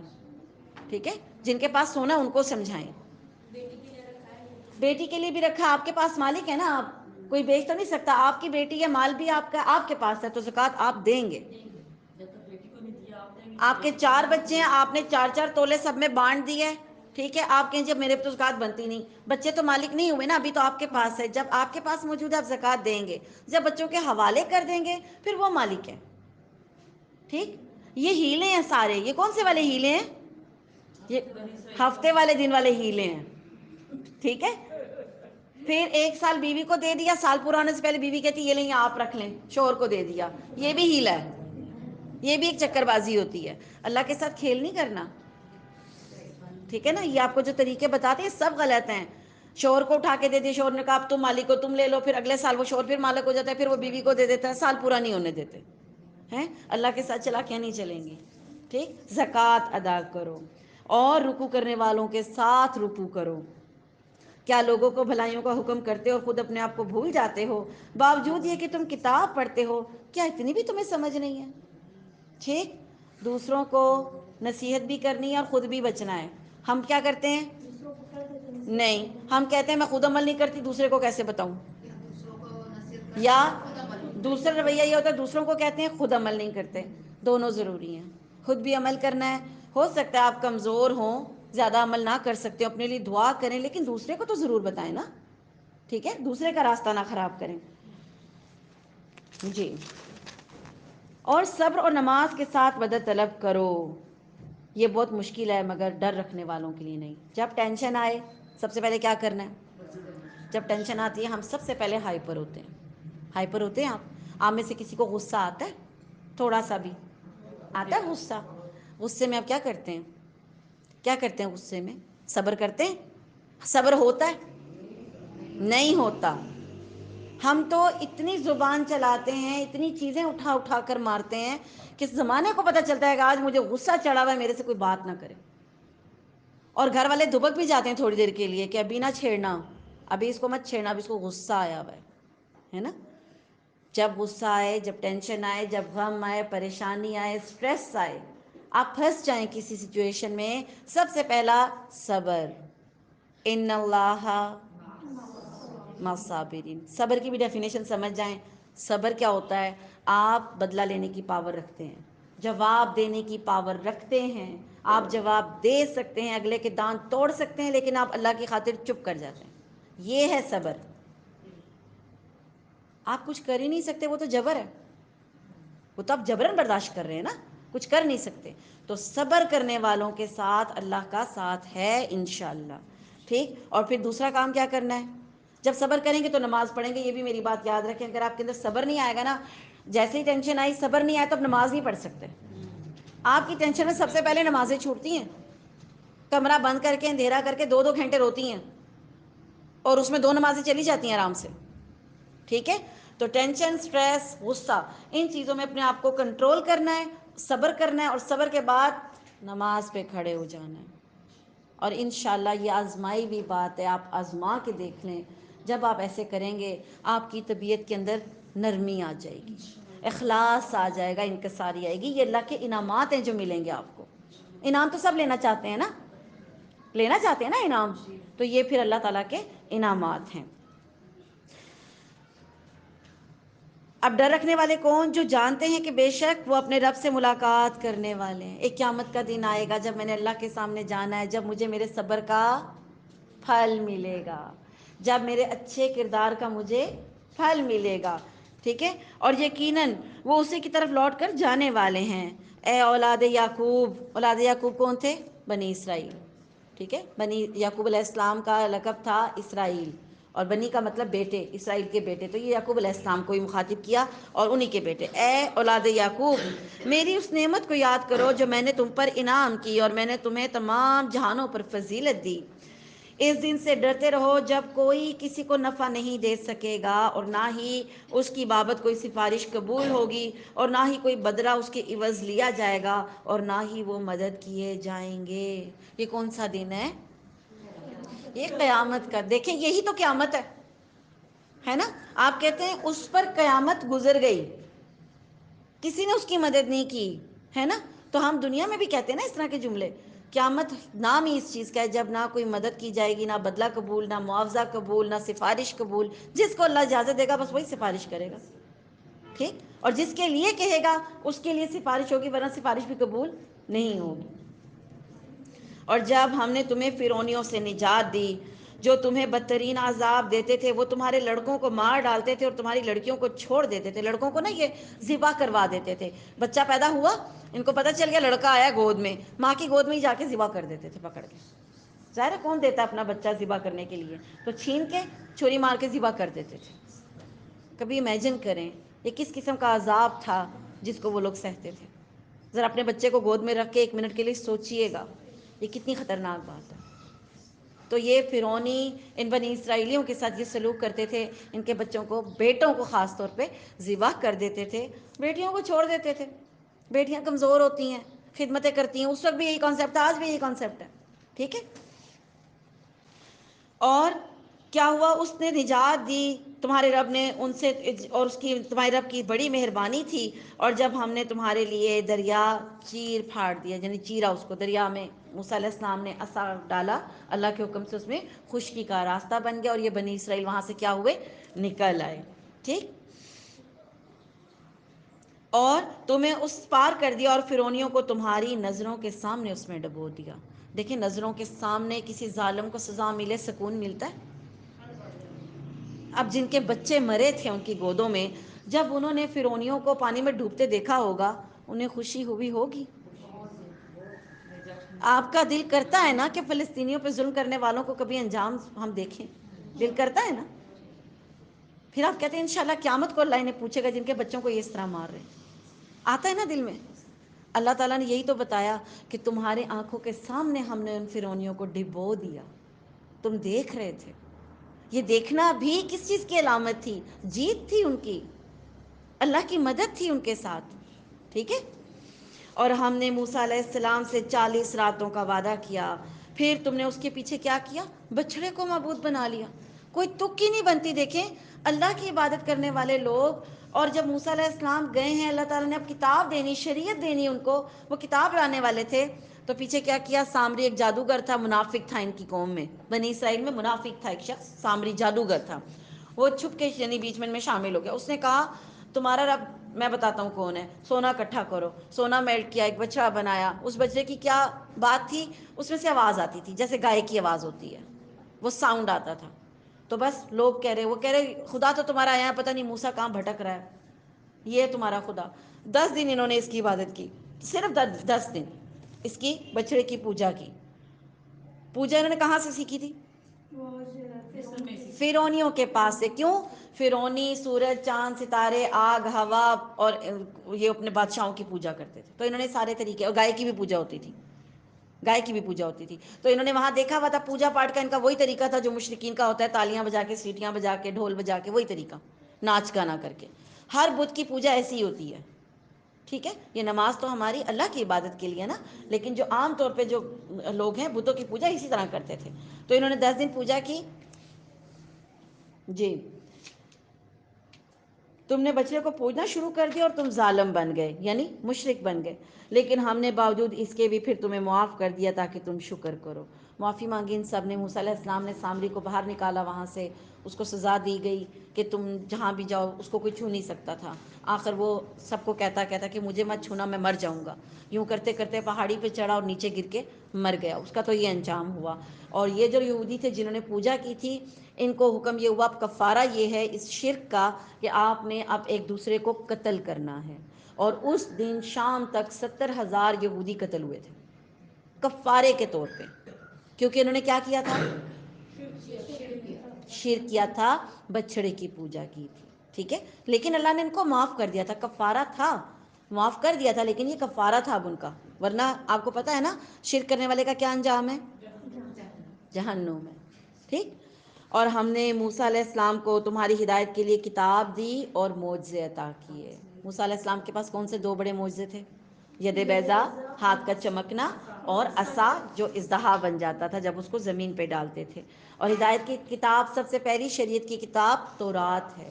سب سے پہلی شریعت کی کتاب تورات ہے. سونے کی تختیوں پہ نازل کی گئی تھی یہ. ٹھیک ہے، سونے کی تختیاں تھیں یہ. جب موسیٰ علیہ السلام نے اپنی قوم سے کہا کہ اے میری قوم، بچڑے کو معبود بنا کر تم نے اپنی جانوں پر ظلم کیا ہے، اب تم اپنے پیدا کرنے والے کی طرف رجوع کرو، اپنے آپ کو آپس میں قتل کرو، تمہاری بہتری اللہ تعالیٰ کے نزدیک اسی میں ہے. تو اس نے تمہاری توبہ قبول کی، اور وہ توبہ قبول کرنے والا اور رحم و کرم کرنے والا ہے. اور تم اسے بھی یاد کرو کہ تم نے موسیٰ علیہ السلام سے کہا تھا کہ جب تک ہم اپنے رب کو سامنے نہ دیکھ لیں ہرگز ایمان نہیں لائیں گے. یہ 70 کے قریب کوئی نیک لوگ تھے بنی اسرائیل کے. انہوں نے کہا کہ ہم دیکھنا چاہتے ہیں آپ کوہ طور پہ جا کے اللہ سے کیسے باتیں کرتے ہیں. اور جب کوہ طور پہ موسیٰ علیہ السلام ان کو لے گئے، انہوں نے وہاں جا کے کہا ہم نے اللہ کو دیکھنا ہے، سامنے دیکھنا ہے.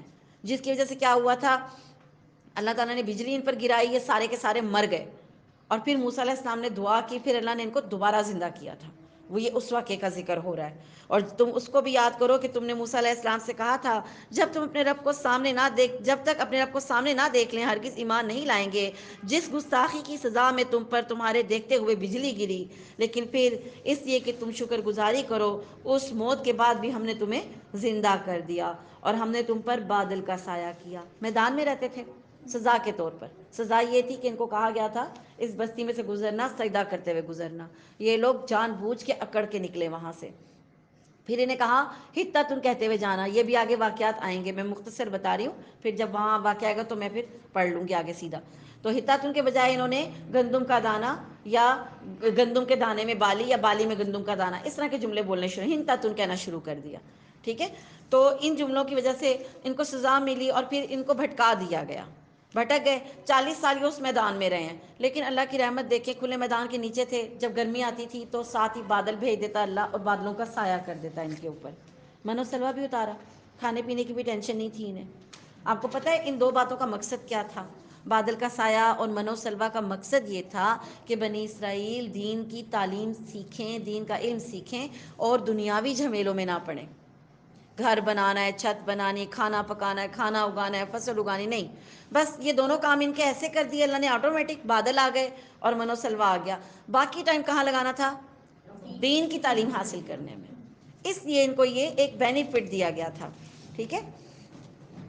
اور ہم نے تم پہ بادل کا سایہ کیا اور تم پر من و سلوہ اتارا، اور کہہ دیا کہ ہماری دی ہوئی پاکیزہ چیزیں کھاؤ، اور انہوں نے ہم پر ظلم نہیں کیا بلکہ وہ خود اپنی جانوں پر ظلم کرتے تھے۔ اور ہم نے تم سے کہا کہ اس بستی میں جاؤ اور جو کچھ جہاں کہیں سے چاہو با فراغت کھاؤ پیو، اور دروازے میں سے سجدے کرتے ہوئے گزرو، اور زبان سے کہنا حتتن کہو تو ہم تمہاری ساری خطائیں معاف کر دیں گے۔ حتتن کا مطلب تھا جیسے ہم ہماری عربی زبان میں استغفر اللہ ہے، تو ان کی عبرانی زبان کا کوئی لفظ ہوگا، اس کا حتتن تھا، ٹھیک ہے، کہ ہم تمہاری خطائیں معاف کر دیں گے اور نیکی کرنے والوں کو اور زیادہ دیں گے۔ پھر ان ظالموں نے اس بات کو جو ان سے کہی گئی تھی بدل دیا، ہم نے بھی ان ظالموں پر ان کے فسق اور نافرمانی کی وجہ سے پھر آسمانی عذاب نازل کیا، ٹھیک ہے۔ اس میں سخت طوفان، ٹھنڈ کا پالا جس کو کہتے ہیں، سخت سردی یہ ان کا تھا، اور طاعون پھیل گیا تھا ان میں، یہ دو عذاب آسمان سے اترے تھے، ٹھیک ہے۔ طاعون پتہ ہے نا آپ کو، طاعون پھیل گیا تھا، ٹھیک ہے، آسمانی عذاب نازل کیا۔ اور جب موسیٰ علیہ السلام نے اپنی قوم کے لیے پانی مانگا تو ہم نے کہا اپنی لاٹھی پتھر پر مارو جس سے 12 چشمے پھوٹ نکلے، اور ہر گروہ نے اپنا چشمہ پہچان لیا، اور ہم نے کہہ دیا کہ اللہ تعالیٰ کا رزق کھاؤ پیو اور اس زمین میں فساد نہ کرو۔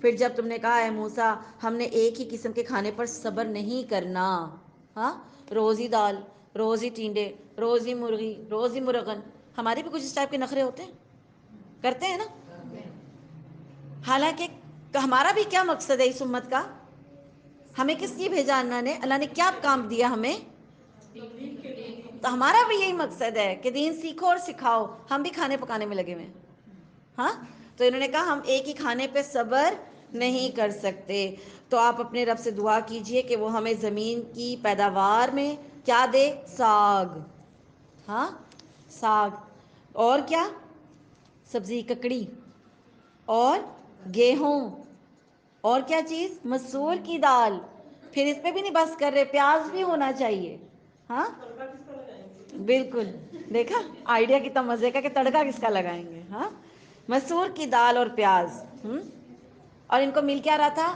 آسمان سے ریڈی میڈ پکا پکایا کھانا، من اور سلوا، بھنے ہوئے پرندے ہوتے تھے، اور من سلوا، جو من جو تھا نا وہ مٹھائی ٹائپ کی کوئی چیز تھی، دانے تھے، چن کے کھا لیتے تھے اور بس کام ختم، دونوں تھے، اور کیا چاہیے ہوتا ہے کھانے کے بعد سویٹ ڈش، تو ان کو یہ اچھی چیزیں مل رہی تھیں، آپ کو ریڈی میڈ ملے آپ کیا کریں گے، مزے آ جائیں گے نا، ایسے ہی ہے، بالکل آپ صحیح کہہ رہی ہیں کہ 4 دن ہمیں کوئی دے بھی نا تب بھی ہم یہی کہتے ہیں میں آج اپنی دال خود پکاؤں گی بس، ہاں دال پکائیں، بالکل صحیح کہہ رہی ہیں، یہ مسور کی دال کی بڑی اہمیت ہے، ہاں، ایسے ہی ہے نا، مسور کی دال کی دیکھیں کتنی اہمیت ہے، یہ مور مسور کی دال اسی لیے تو مشہور ہے، تو انہوں نے ناشکری کی، بات یہ تھی کہ اللہ تعالیٰ نے فرمایا کہ بہتر چیز کے بدلے ادنا چیز کو کیوں طلب کرتے ہو۔ اب دیکھیں یہ بالکل ایسی بات ہے کہ آپ کے سامنے کوئی روسٹ مرغی رکھے اور آپ پیاز کے ساتھ روٹی کھا لیں، کبھی ہوا ویسے ایسا؟ اور اگر کوئی کرے ایسا تو آپ کو کیسا لگے گا؟ آپ کو غصہ آئے گا؟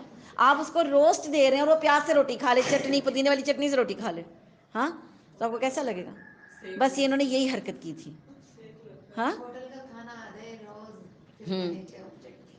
ہاں، پھر چٹنی کھائیں، تو کتنی عجیب بات ہے، تو انہوں نے کیا کیا، اعلیٰ چیز کو چھوڑ کر ادنا چیز کو تم کیوں طلب کرتے ہو، ٹھیک ہے، اگر تمہاری یہی مرضی ہے پھر اب کیا کرو، اچھا شہر میں جاؤ، وہاں تمہاری چاہت کی یہ سب چیزیں ملیں گی، ان پر پھر کیا ہوا، ذلت اور مسکینی کی مار دی گئی، اب اگا کر کھانا تھا نا، بازار تو تھے نہیں وہاں پہ، اب پہلے سبزی اگے گی، ویٹ کرنا پڑے گا، پھر پکے گی، پھر کٹے گی، پھر پکائیں گے چولہے پہ اور پھر کھائیں گے، ہاں، ہے، اب پتہ چلا نا، اب اترو زمین پر، اب اپنی فصل کاشت کرو اور اب پھر اس کو کاشت کر کے ریڈی کر کے کھاؤ، اور جو لوگ کھیتی باڑی جانتے ہیں ان کو پتہ ہے سبزیاں کیسے اگتی ہیں، ہاں، یہ کتنا مشکل، بالکل، تو ان پر ذلت اور مسکینی آ گئی، مسکینی کیوں، ویٹ کرنا پڑ رہا ہے، مسکینی تو آئے گی نا، کھانا تیار نہیں ہوتا تو بچوں کی شکلیں مسکین نہیں ہو جاتی ہیں آپ کے گھر میں، ابھی کھانا لیٹ ہے، ابھی گوشت کو ٹائم ہے، بچے بیچارے بھوک سے پھر رہے ہوتے ہیں آس پاس، اپنی بھی ہو رہی ہوتی ہے، ٹھیک ہے، تو یہ ان کے اوپر ایک مسکینی آ گئی، ذلت آ گئی. بس یہ ہوتا ہے زبان کا، یعنی کیا کہتے ہیں اس کو، ہاں ٹھیک ہے، یہ زبان کا ایک آپ کا سمجھ لیں کہ ایک نخرہ کہہ لیں، چسکا کہہ لیں کہ بھئی اب ہمیں یہ چیز چاہیے. اصل مقصد سے ہٹ گئے تھے نا. اصل بات یہ کیا تھی کہ اصل مقصد بہت بڑا تھا، بہت عظیم مقصد. ہاں یہ اب رمضان کی بھی تیاری ہم اسی طرح کر رہے ہیں نا. ہاں وہ ڈان پراٹھے، فروزن آئٹمس اور یہ چیزیں ساری جا رہی ہیں، فریجوں میں بھرنے شروع ہو گئے ہیں، چٹنیاں وغیرہ سب آ گئے ہیں. ٹھیک ہے، تو یہ نہیں، ہمارے روزوں کا مقصد یہ نہیں ہے. ٹھیک ہے انشاءاللہ تعالی. اور اللہ کا غضب لے کر وہ پلٹے. اور اللہ کا غضب ان پہ کیوں آیا؟ اس لیے کہ وہ ہماری آیتوں کے ساتھ کفر کرتے تھے اور نبیوں کو ناحق قتل کرتے تھے. یہ ان کا سب سے بڑا جرم تھا، اور یہ ان کی نافرمانیوں کی اور زیادتیوں کا نتیجہ تھا. مسلمان ہوں، یہودی ہوں، نصرانی ہوں یا صابی ہوں. صابی ہوتے ہیں جو ستاروں کی پوجا کرتے تھے. ٹھیک ہے، یعنی کہ جو چاند، ستارے اور اس فرشتوں کو پوجتے تھے یہ لوگ، صابی جو تھے. ٹھیک ہے، فرشتوں کی بھی پوجا کرتے تھے. جو کوئی بھی اللہ تعالیٰ پر اور قیامت کے دن پر ایمان لائے اور پھر ساتھ اچھے کام کرے. یہ مشکل ہے. ایمان تو ہم لے آتے ہیں، کلمہ ماشاءاللہ سب نے پڑھا ہوا ہے. پڑھا ہوا ہے نا. مشکل کہاں ہے؟ اچھے کام جو 24 گھنٹے کرنے ہیں. یہ نہیں کہ ایک اچھا کام کیا ہے نا، اب اس کو ختم کرنے کے لیے ایک برا کام. ہم یہی کرتے ہیں.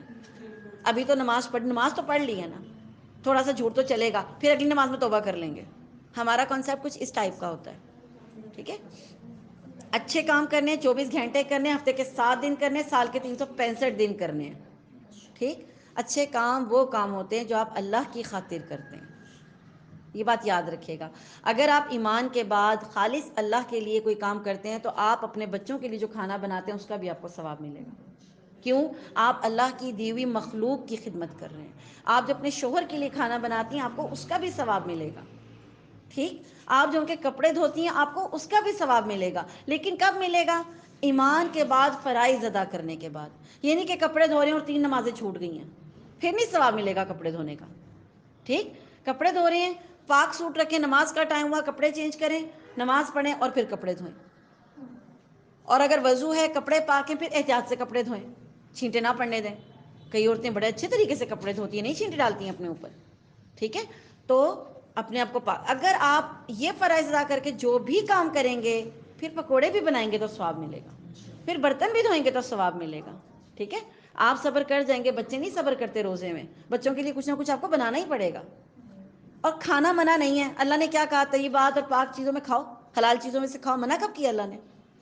ٹھیک، لیکن اس میں لگے نہیں رہنا، اعتدال رکھنا ہے. ٹھیک ہے، جو لوگ ایمان لائے اور نیک عمل کرے ان کے اجر ان کے رب کے پاس ہیں.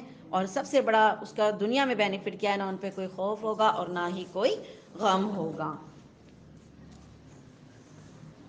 اور جب ہم نے تم سے وعدہ لیا اور تم پر طور پہاڑ لا کھڑا کر دیا اور کہا کہ جو ہم نے تمہیں دیا ہے اسے مضبوطی سے تھام لو اور جو کچھ اس میں ہے اسے یاد کرو تاکہ تم بچ سکو، لیکن تم نے اس کے بعد تم پھر گئے. اور پھر اگر اللہ تعالیٰ کا فضل اور اس کی رحمت تم پر نہ ہوتی تو تم نقصان والے ہو جاتے. اور یقیناً تمہیں ان لوگوں کا علم بھی ہے جو تم سے ہفتے کے بارے میں حد سے بڑھ گئے، اور ہم نے بھی کہہ دیا کہ تم ذلیل بندر بن جاؤ. یہ ہفتے والا واقعہ میں بتا چکی ہوں.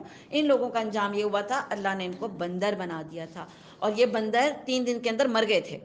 آج کا بندر وہ بندر نہیں ہے. ٹھیک ہے، بندر اس واقعے سے پہلے بھی موجود تھے، آج بھی موجود ہیں. لیکن اس قوم کو جو اللہ نے بندر بنایا تھا، یہ 3 دن کے اندر چیخ چیخ کر مر گئے تھے سارے کے سارے. ٹھیک ہے، جس قوم پہ اللہ عذاب نازل کرتے ہیں اس کا بیج ختم ہو جاتا ہے، اس کو مار دیتے ہیں اللہ، پھر جڑ ختم ہو جاتی ہے. ٹھیک ہے، اسے ہم نے اگلوں پچھلوں کے لیے عبرت کا سبب بنا دیا اور پرہیزگاروں کے لیے واعظ اور نصیحت کا. اور موسیٰ علیہ السلام نے جب اپنی قوم سے کہا اللہ تعالیٰ تمہیں ایک گائے ذبح کرنے کا حکم دیتا ہے تو انہوں نے کہا ہم سے کیوں مذاق کرتے ہیں؟ آپ نے جواب دیا میں ایسا جاہل ہونے سے اللہ کی پناہ میں آتا ہوں. یعنی ان کو حکم دیا گیا گائے ذبح کرو تو انہوں نے کہا آپ مذاق کر رہے ہیں ہمارے ساتھ، بھی گائے کون ذبح کرتا ہے؟ کیونکہ ان کے دلوں میں کیا تھا؟ گائے کی عقیدت تھی، گائے کی محبت تھی، عقیدت تھی. انہوں نے کہا ہے موسیٰ دعا کیجیے اللہ تعالیٰ سے ہمارے لیے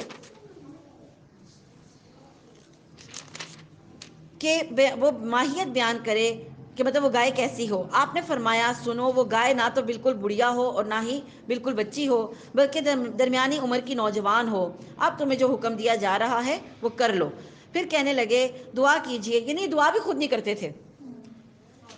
دعا بھی کسی سے، آپ تو نہیں کہتے سب کو کہ میرے لیے دعا کرنا، میری پتہ نہیں قبول ہوتی ہے، پتہ نہیں. نہیں ہمارا تو کنسیپٹ یہی ہوتا ہے نا، میں تو گناہ گار بندی ہوں، آپ میرے لیے دعا کرنا. نہیں، خود بھی دعا کرنی ہے.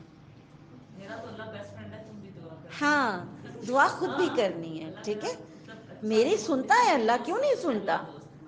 ٹھیک ہے جی. دعا کیجئے اور اللہ تعالیٰ بیان کرے کہ اس کا رنگ کیسا ہو. اب آپ مجھے بتائیں رنگ پوچھنے کی ضرورت تھی گائے کا؟ گائے تو گائے ہوتی ہے نا. بس یہ کہہ دیا کہ نہ بہت بوڑھی ہو نہ بچی ہو تو ذبح کر دیتے. رنگ پوچھنے کا بنتا تھا. میں آپ کو کہوں نقاب کریں تو آپ کے کون سے رنگ کا؟ ہاں یہ کوئی سوال تو نہیں ہے نا، یہ تو بے وقوفی والا سوال ہے کہ اس کا رنگ کیسا ہو. اب پھر اللہ تعالیٰ نے رنگ بھی بتایا، وہ بھی نایاب تھا رنگ.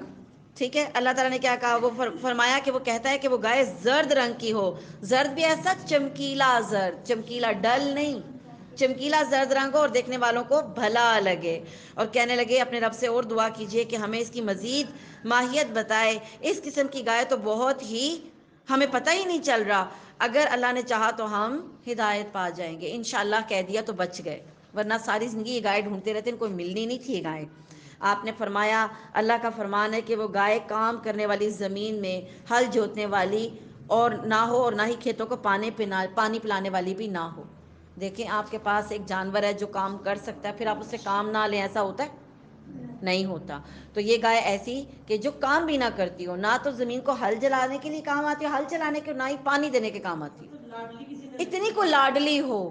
ہاں سوچے نا کہ کوئی کام اس سے نہ لیتا ہو، بس صرف کھلائے پلائے، بس اس کو صرف کھلائے پلائے. ایسا جانور ہوتا ہے ہمارے پاس؟ ایسا ہوتا ہے؟ ہیں؟ نہیں ہوتا. پھر اس کو بیچے گا کوئی؟ کبھی بھی نہیں. پھر ساتھ ہی کیا کہا، تندرست ہو، یعنی کوئی اس کا جسم کا حصہ نہ دیکھے. کام کیوں نہیں کراتے کہ ٹوٹ پھوٹ ہوئی ہوئی ہے، ٹانگ ٹوٹی ہوئی، نہیں، تندرست ہو، داغ بھی نہ ہو اس کے اوپر. اب شرط کیا ہو رہی ہے؟ سختی اور سخت ہو رہی ہے. بالکل. انہوں نے کہا اب آپ نے حق کو واضح کر دیا اور وہ حکم برداری کرنے کے قریب نہ تھے. اللہ نے کہا انہوں نے کر دیا لیکن وہ حکم برداری کرنے کے قریب نہ تھے، یعنی وہ کرنے والے نہیں تھے یہ کام.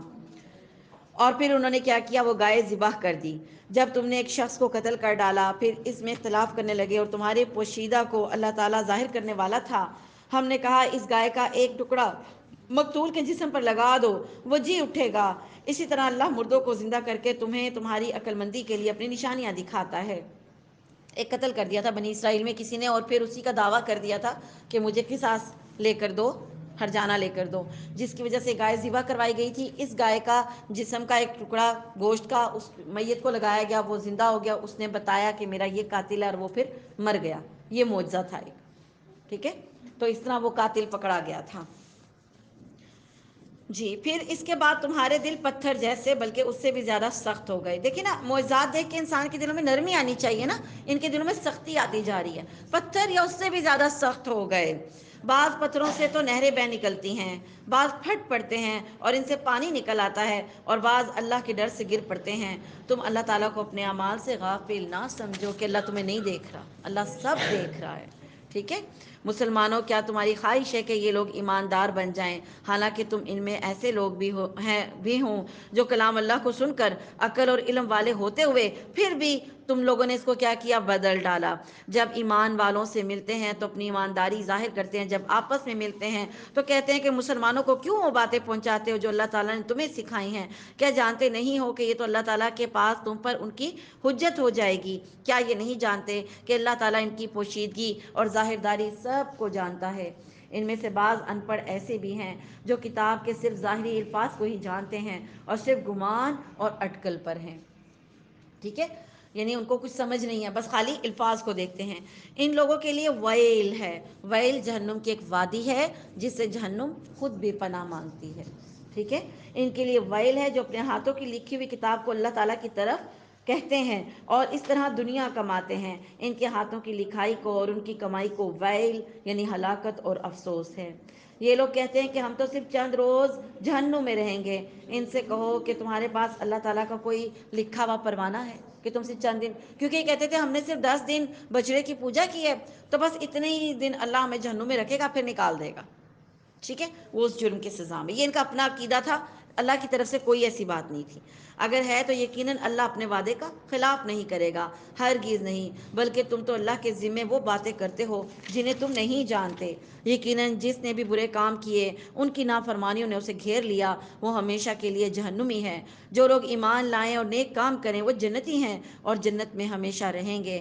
جب ہم نے بنی اسرائیل سے وعدہ لیا کہ تم اللہ تعالیٰ کے سوا کسی دوسرے کی عبادت نہ کرنا، دوسرا وعدہ لیا، اور ماں باپ کے ساتھ اچھا سلوک کرنا، پھر رشتہ داروں، یتیموں، مسکینوں کے ساتھ اور لوگوں کے ساتھ اچھی بات کہنا، نمازیں قائم کرنا، زکوٰۃ دیتے رہنا، لیکن تھوڑے سے لوگوں کے علاوہ تم سب پھر گئے اور منہ موڑ لیا۔ اور جب ہم نے تم سے وعدہ لیا کہ آپس میں خون نہ بہانا، قتل نہ کرنا، آپس والوں کو جلا وطن نہ کرنا، تو تم نے اقرار کیا اور تم اس کے گواہ بنے، لیکن پھر بھی تم نے آپس میں قتل کیا اور آپس کے ایک دوسرے فرقے کو جلا وطن بھی کیا اور گناہ اور زیادتی کے کاموں میں ان کے خلاف دوسرے کی طرفداری کی۔ ہاں، جب وہ قیدی ہو کر تمہارے پاس آئے تو تم نے فدیے دیے، لیکن ان کا نکالنا تم پر حرام تھا، اور جو اس کا تم نے کچھ خیال نہ کیا، لیکن بعض احکام پر ایمان رکھتے اور بعض کے ساتھ کفر کرتے ہو۔ تم میں سے جو بھی ایسا کرے اس کی سزا اس کے سوا اور کیا ہوگی کہ دنیا میں رسوائی اور قیامت کے دن سخت عذاب کی مار ہے۔ اللہ تعالیٰ تمہارے اعمال سے بے خبر نہیں ہے۔ ان آیات میں 2 مین پوائنٹس ہیں۔ پہلا، یہ اچھی بات کرنی ہے۔ اچھی بات ہم لوگ نہیں کرتے۔ میں اگر کہوں گی تو آپ کہیں گے ہم اچھی بات کرتے ہیں، لیکن ہم میں سے اکثر نہیں کرتے۔ جب آپ سے کوئی پوچھتا ہے میں یہ کر لوں تو آپ آگے سے کیا کہتے ہیں؟ بیٹا بسم اللہ کر لو۔ نہیں، ہم کہتے ہیں میں نے منع کیا، کر لو، اترو سر سے۔ کبھی سیدھی بات نہیں کریں گے۔ اجازت بھی دینی ہوگی نا تو ٹیڑھے طریقے سے دیں گے۔ اللہ تعالیٰ کو سیدھی بات پسند ہے، ٹھیک ہے۔ پھر بات میں جھول نہیں ہونا چاہیے، جھوٹ نہیں ہونا چاہیے، کچھ اس طریقے سے بات کرنا کہ اگلے کو سمجھ نہ آئے کہ آپ ہاں کہہ رہے ہیں کہ نہ کہہ رہے ہیں۔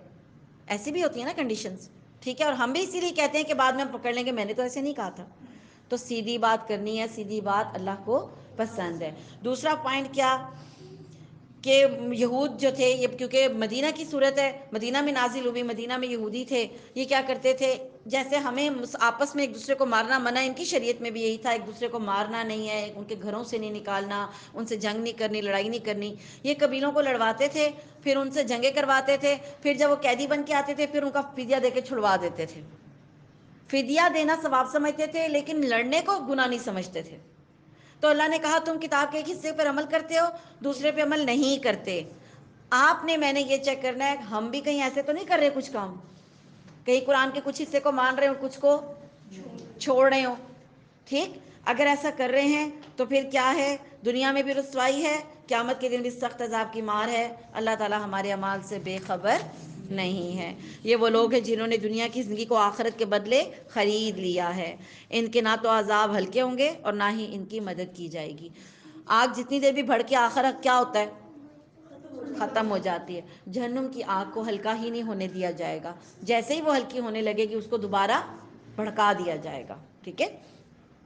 ہم نے موسیٰ علیہ السلام کو کتاب دی اور ان کے پیچھے اور رسول بھیجے، اور ہم نے عیسیٰ علیہ السلام ابن مریم کو روشن دلیلیں دیں اور روح القدس سے ان کی تائید کروائی، لیکن جب بھی تمہارے پاس رسول وہ چیز لائے جو تمہاری طبیعتوں کے خلاف تھی تم نے جھٹ سے تکبر کیا، پس بعض کو تم نے جھٹلایا اور بعض کو تو تم نے قتل ہی کر ڈالا۔ یہ کہتے ہیں کہ ہمارے دل غلاف والے ہیں۔ قتل کیا تھا زکریا علیہ السلام کو اور یحییٰ علیہ السلام کو۔ عیسیٰ علیہ السلام کو بھی مارنے لگے تھے لیکن اللہ نے ان کو زندہ آسمانوں پر اٹھا لیا تھا۔ یہ کہتے ہیں کہ ہمارے دل غلاف والے ہیں، نہیں نہیں، بلکہ ان کے کفر کی وجہ سے انہیں اللہ تعالیٰ نے ملعون کر دیا ہے۔ ان کا ایمان بہت ہی تھوڑا ہے، اور ان کے پاس جب اللہ تعالیٰ کی کتاب، ان کی کتاب کو سچا کرنے والے آئی، حالانکہ پہلے یہ خود اس کے ذریعے کافروں پر فتح چاہتے تھے، تو باوجود آ جانے اور باوجود پہچان لینے کے لیے پھر کفر کرنے لگے۔ اللہ تعالیٰ کی لعنت ہو کافروں پر۔ بہت بری ہے وہ چیز جس کے بدلے انہوں نے اپنے آپ کو بیچ ڈالا، اور وہ ان کا کفر کرنا ہے اللہ تعالیٰ کی طرف سے نازل شدہ چیز کے ساتھ محض اس بات سے جل کر کے اللہ تعالیٰ نے اپنا فضل اپنے جس بندے پر چاہا نازل فرمایا، اس کے باعث یہ لوگ غضب پر غضب کے مستحق ہو گئے۔ ان کافروں کے لیے رسوا کرنے والا عذاب ہے۔ یعنی ان کو یہ تکلیف تھی کہ نبی کریم صلی اللہ علیہ وآلہ وسلم بنی اسماعیل میں سے کیوں آ گئے؟ یہ بنی اسرائیلی تھے نا، تو ان کو تکلیف تھی کہ جل گئے کہ ادھر کیوں آ گئے، کیونکہ جو یہودی ہیں نا یہ نسلی مذہب ہے، یہ اپنی نسل پر فخر کرتے ہیں، اس وجہ سے ان کو تکلیف ہوئی تھی۔ ٹھیک ہے، ان کے اندر نا نسلی تعصب ہے بہت زیادہ اپنے۔ آپ دیکھیں یہودی تبلیغ نہیں کرتے، کوئی ان کی تبلیغ نہیں آتی۔ عیسائی کرتے ہیں، عیسائی بناتے ہیں، یہودی نہیں بناتا، وہ جو ہیں بس وہی ہیں۔ ٹھیک ہے، اس کے باعث یہ لوگ غضب پر غضب کا شکار ہوئے، مستحق ہوئے۔ اور جب ان سے کہا جاتا ہے کہ اللہ تعالیٰ کی اتاری ہوئی کتاب پر ایمان لاؤ، تو کہہ دیتے ہیں کہ ہم پر جو اتاری گئی ہم تو اسی پر ایمان رکھتے ہیں، حالانکہ اس کے بعد والی کے ساتھ جو ان کی کتاب کی تصدیق کرنے والی ہے وہ کیا کرتے ہیں؟ کفر کرتے ہیں۔ اچھا، ان سے یہ تو دریافت کریں کہ اگر تمہارا ایمان پچھلی کتابوں پر ہے تو پھر تم نے ان انبیاء کو کیوں قتل کیا تھا؟ ٹھیک ہے، یہ سوال ہے۔ پھر ان انبیاء کو کیوں مارا تھا جن پہ کتابیں نازل ہوئی تھی، جو ان کو آگے بتاتے تھے تمہیں؟ تمہارے پاس تو موسیٰ یہی دلیلیں لے کر آئے، لیکن تم نے پھر بھی بچڑا پوجا، تم تو ہو ہی ظالم۔ اس وقت بھی تم نے شرک کیا تھا۔ جب ہم نے تم سے وعدہ لیا اور تم پر طور کو کھڑا کر دیا اور کہہ دیا کہ ہماری دی ہوئی چیز کو مضبوط تھامو اور سنو، تو انہوں نے کہا ہم نے سنا، ہم نے نافرمانی کی، یعنی ہم نے سنا، ہم سے عمل نہیں ہوتا۔ ٹھیک ہے، کسی بھی بات پہ ہمیں یہ جملہ نہیں بولنا چاہیے کہ میں نے سنا پر میرے سے عمل نہیں ہوتا، یہ نہیں کہہ سکتے آپ۔ ٹھیک ہے، ہم نے سنا، ہم نے نافرمانی کی اور ان کے دلوں میں بچڑے کی عبادت کو پلا دیا گیا۔ آپ کھانا کھاتے ہیں، پانی پیتے ہیں، ہضم پہلے کون سی چیز ہوتی ہے؟ پانی۔ بچڑے کی محبت ان کو پلا دی گئی، فوراً ان کے اندر سرایت کر گئی، ایک دم انہوں نے بچڑے کو ایکسیپٹ کر لیا۔ 10 دن کے اندر سارا بھول گئے، 10 دن کے اندر بھول گئے اللہ کی نعمتوں کو کہ فرعونیوں سے کیسے نجات دلائی تھی، سب بھول گئے۔ ان کو بچڑے کی محبت پلا دی گئی۔ ٹھیک ہے، بس سبب ان کے کفر کے۔ ان سے کہہ دیجئے تمہارا ایمان تمہیں برا حکم دے رہا ہے، اگر تم اپنے آپ کو مومن کہتے ہو، پھر تمہارا ایمان تمہیں بڑی غلط بات سکھا رہا ہے۔ آپ کہہ دیجئے کہ اگر آخرت کا گھر صرف تمہارے ہی لیے ہے، یعنی اگر یہودی کہتے ہیں کہ ہم جہنم میں نہیں جائیں گے، تو ٹھیک ہے، اللہ کے نزدیک اور کسی کے لیے نہیں، تو آؤ اپنی سچائی کے ثبوت میں پھر تم موت کو طلب کرو۔ اگر جنت تمہارے لیے تو پھر زندہ رہ کے کیا کرنا ہے یہاں پہ؟ دعا کرو، مر جاؤ۔ اور یہ دعوت مباہلہ کہلاتی ہے۔ یہودیوں کو یہ دعوت دی گئی تھی، لیکن وہ اس دعوت کو انہوں نے ایکسیپٹ نہیں کیا تھا۔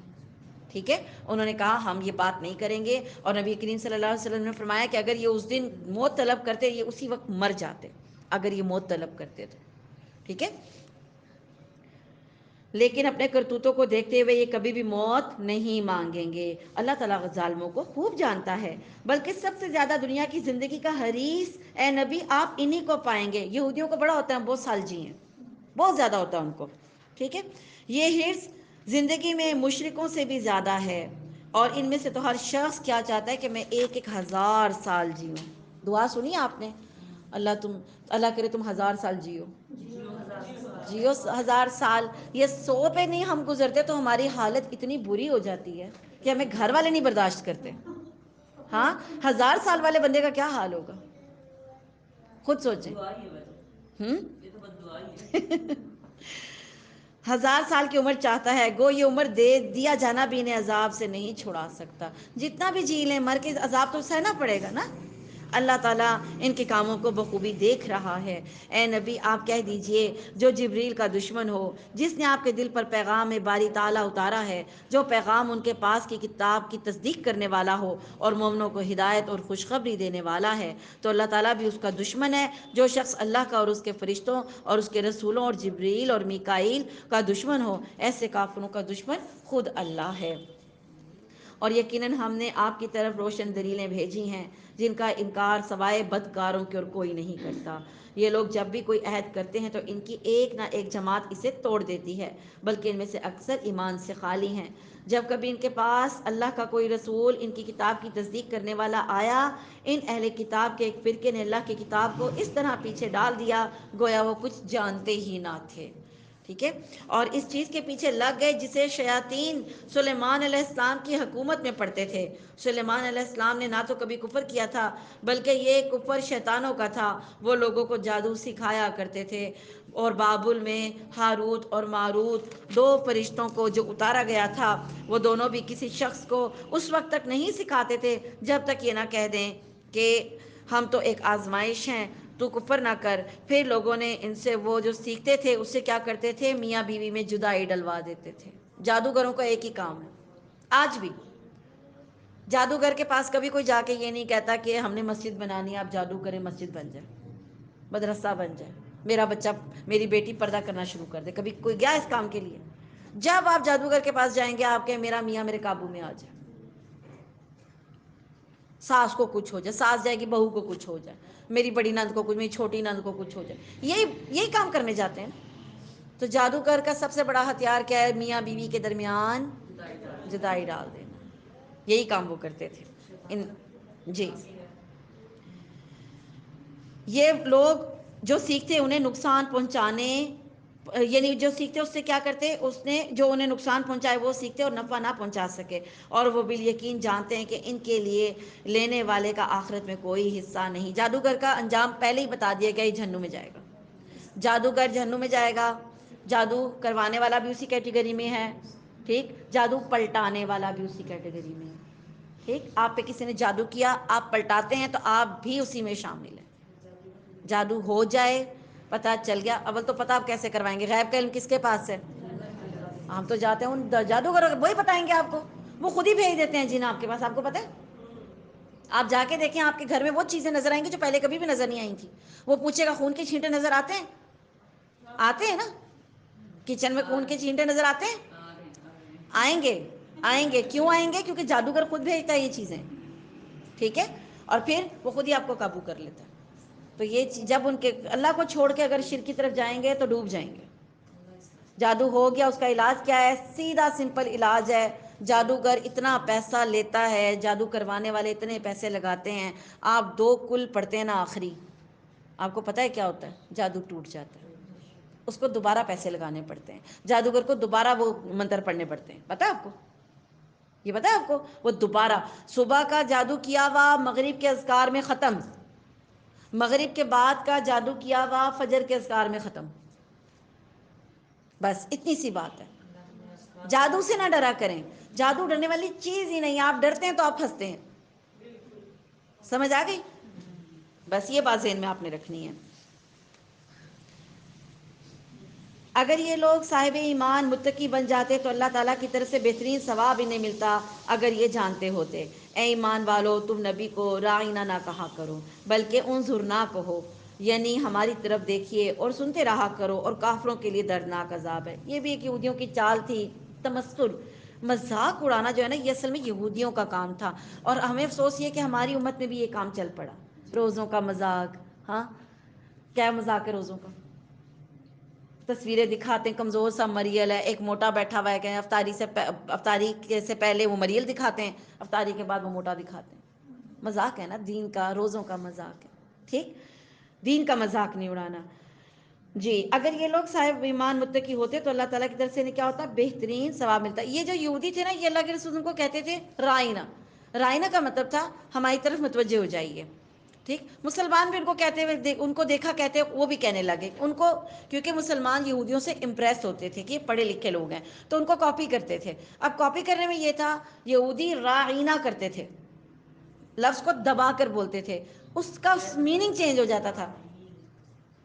مثال کے طور پہ اب ہماری اپنی زبان میں بھی اگر لہجہ چینج ہو، میننگ چینج ہو جاتا ہے۔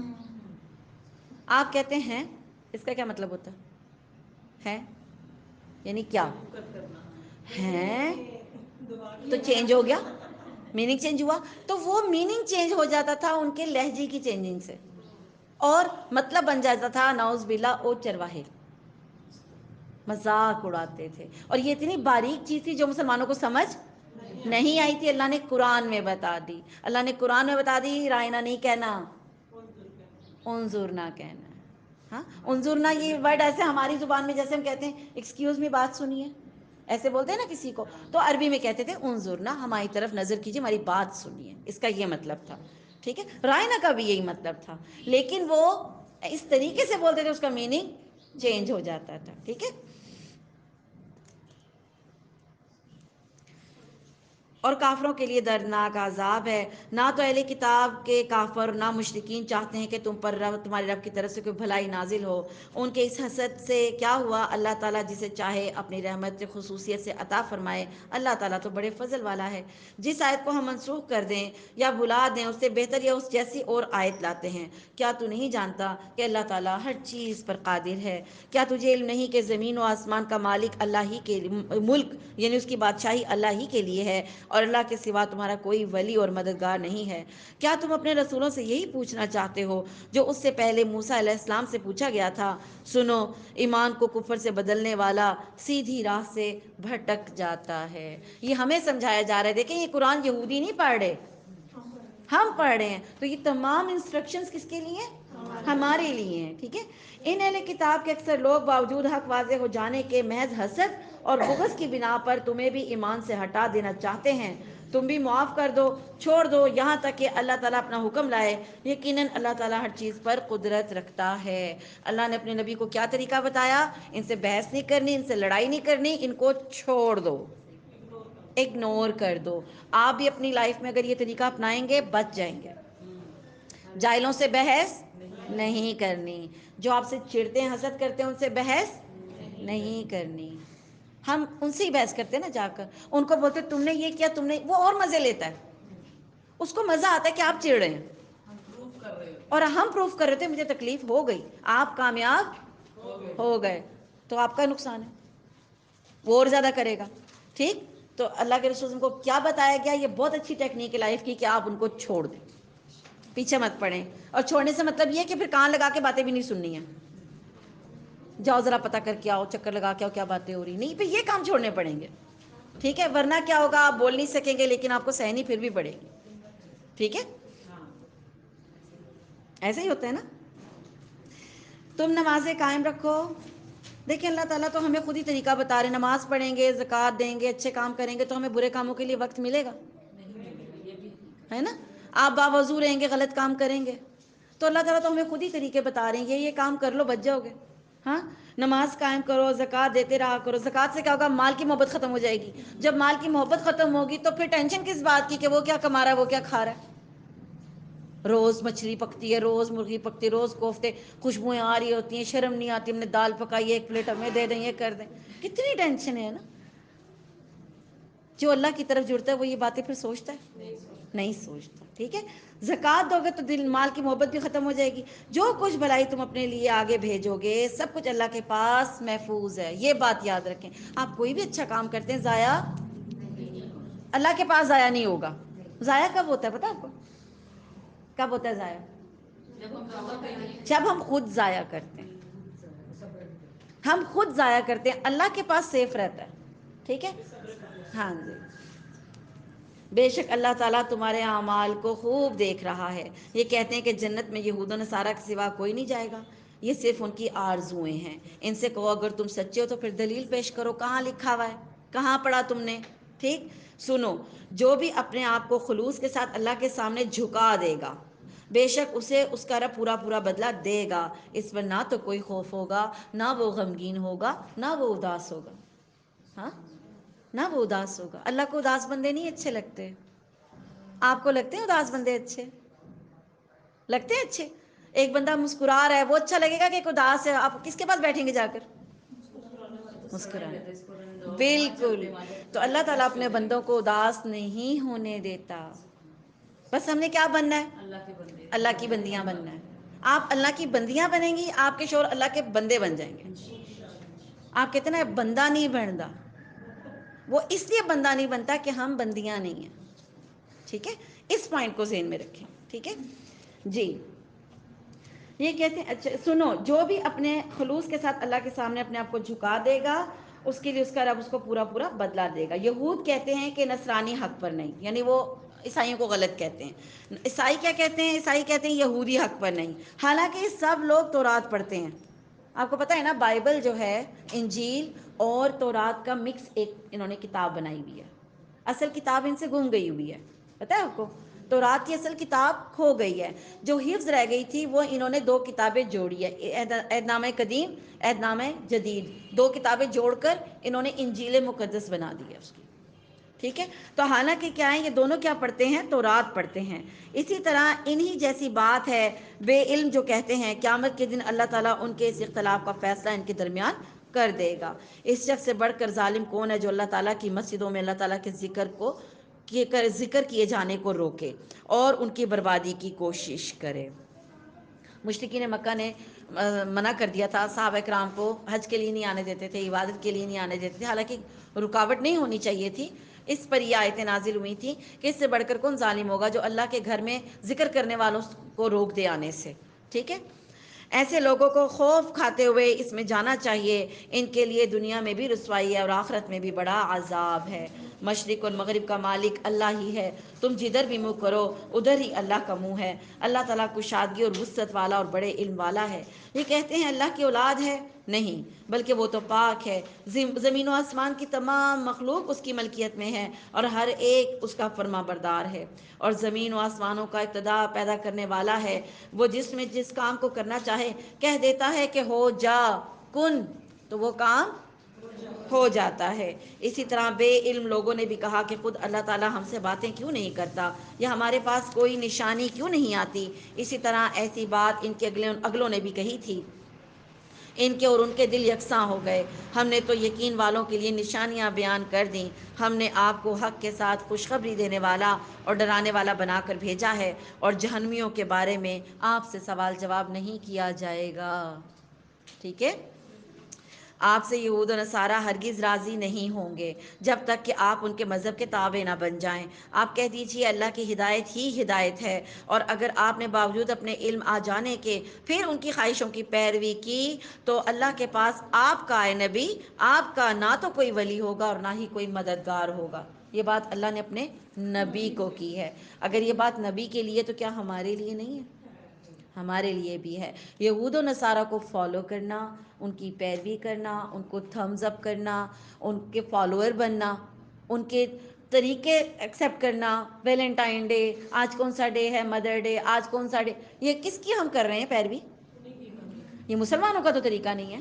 کیا مسلمان ایک دن خدمت کا کہتا ہے کہ ماں باپ کی خدمت کرو، ایک کارڈ دے دو، 2 پھول دے دو، بس قصہ ختم، اور باقی دن کیا کرنا ہے؟ ٹھیک ہے، تو یہ مسلمانوں کا طریقہ نہیں ہے۔ تو جو ان کی پیروی کرے گا ان کے ساتھ ہی ان کا پھر انجام بھی ہوگا۔ اللہ نے اپنے نبی کو منع کر دیا ان کو فالو مت کرو، ٹھیک۔ جنہیں ہم نے کتاب دی ہے اور وہ اسے پڑھنے کے حق کے ساتھ پڑھتے ہیں۔ کتاب کا حق، قرآن پاک کو پڑھنے کا کیا حق ہے؟ سب سے پہلے خوب توجہ سے غور سے پڑھا جائے قرآن پاک کو۔ جب جنت کا ذکر آئے تو جنت کا سوال کیا جائے، جب جہنم کا ذکر آئے تو اس سے پناہ مانگی جائے، اس کے حلال کو حلال سمجھا جائے، اس کے حرام کو حرام سمجھا جائے، اور کلام الہی میں تحریف نہ کی جائے۔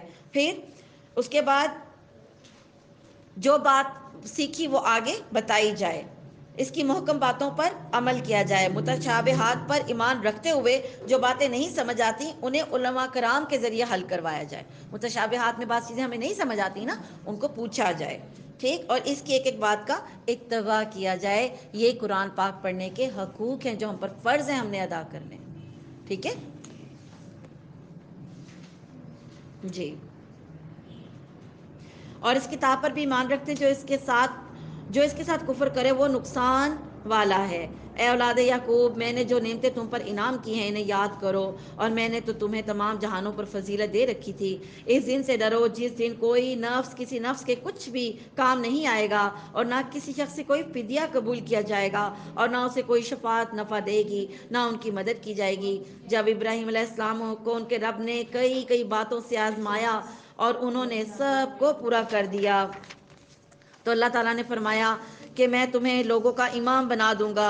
عرض کرنے لگے میری اولاد کو، یعنی ہوتا ہے نا ماں باپ کی سب سے پہلے پرائرٹی کیا ہوتی ہے بچوں کے بارے میں، تو جب ابراہیم علیہ السلام کو خوشخبری دی گئی تو انہوں نے کہا کہ اے اللہ میری اولاد کو بھی کچھ انعام، ٹھیک ہے، تو اللہ فرمایا میرا وعدہ ظالموں کے لیے نہیں ہے۔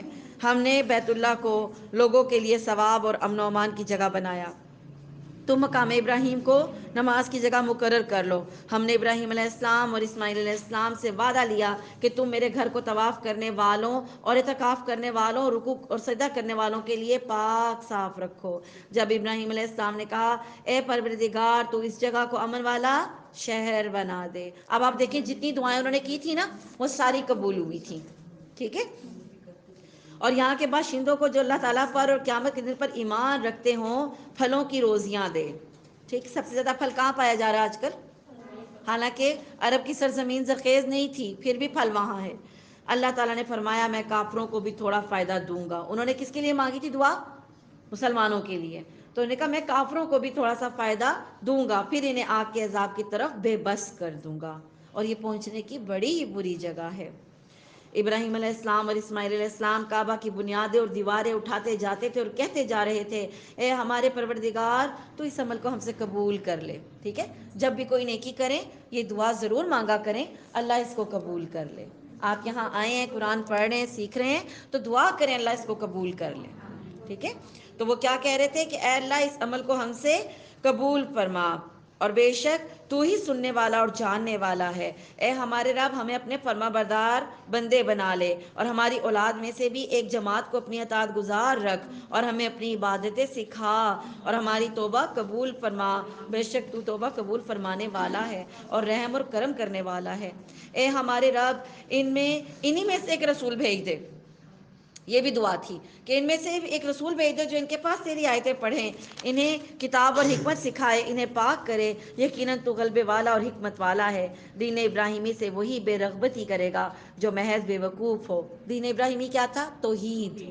ٹھیک ہے. بالکل. ہم نے تو اسے دنیا میں بھی برگزیدہ کیا تھا یعنی بخشا ہوا اور آخرت میں بھی وہ نیکوکاروں میں سے ہے.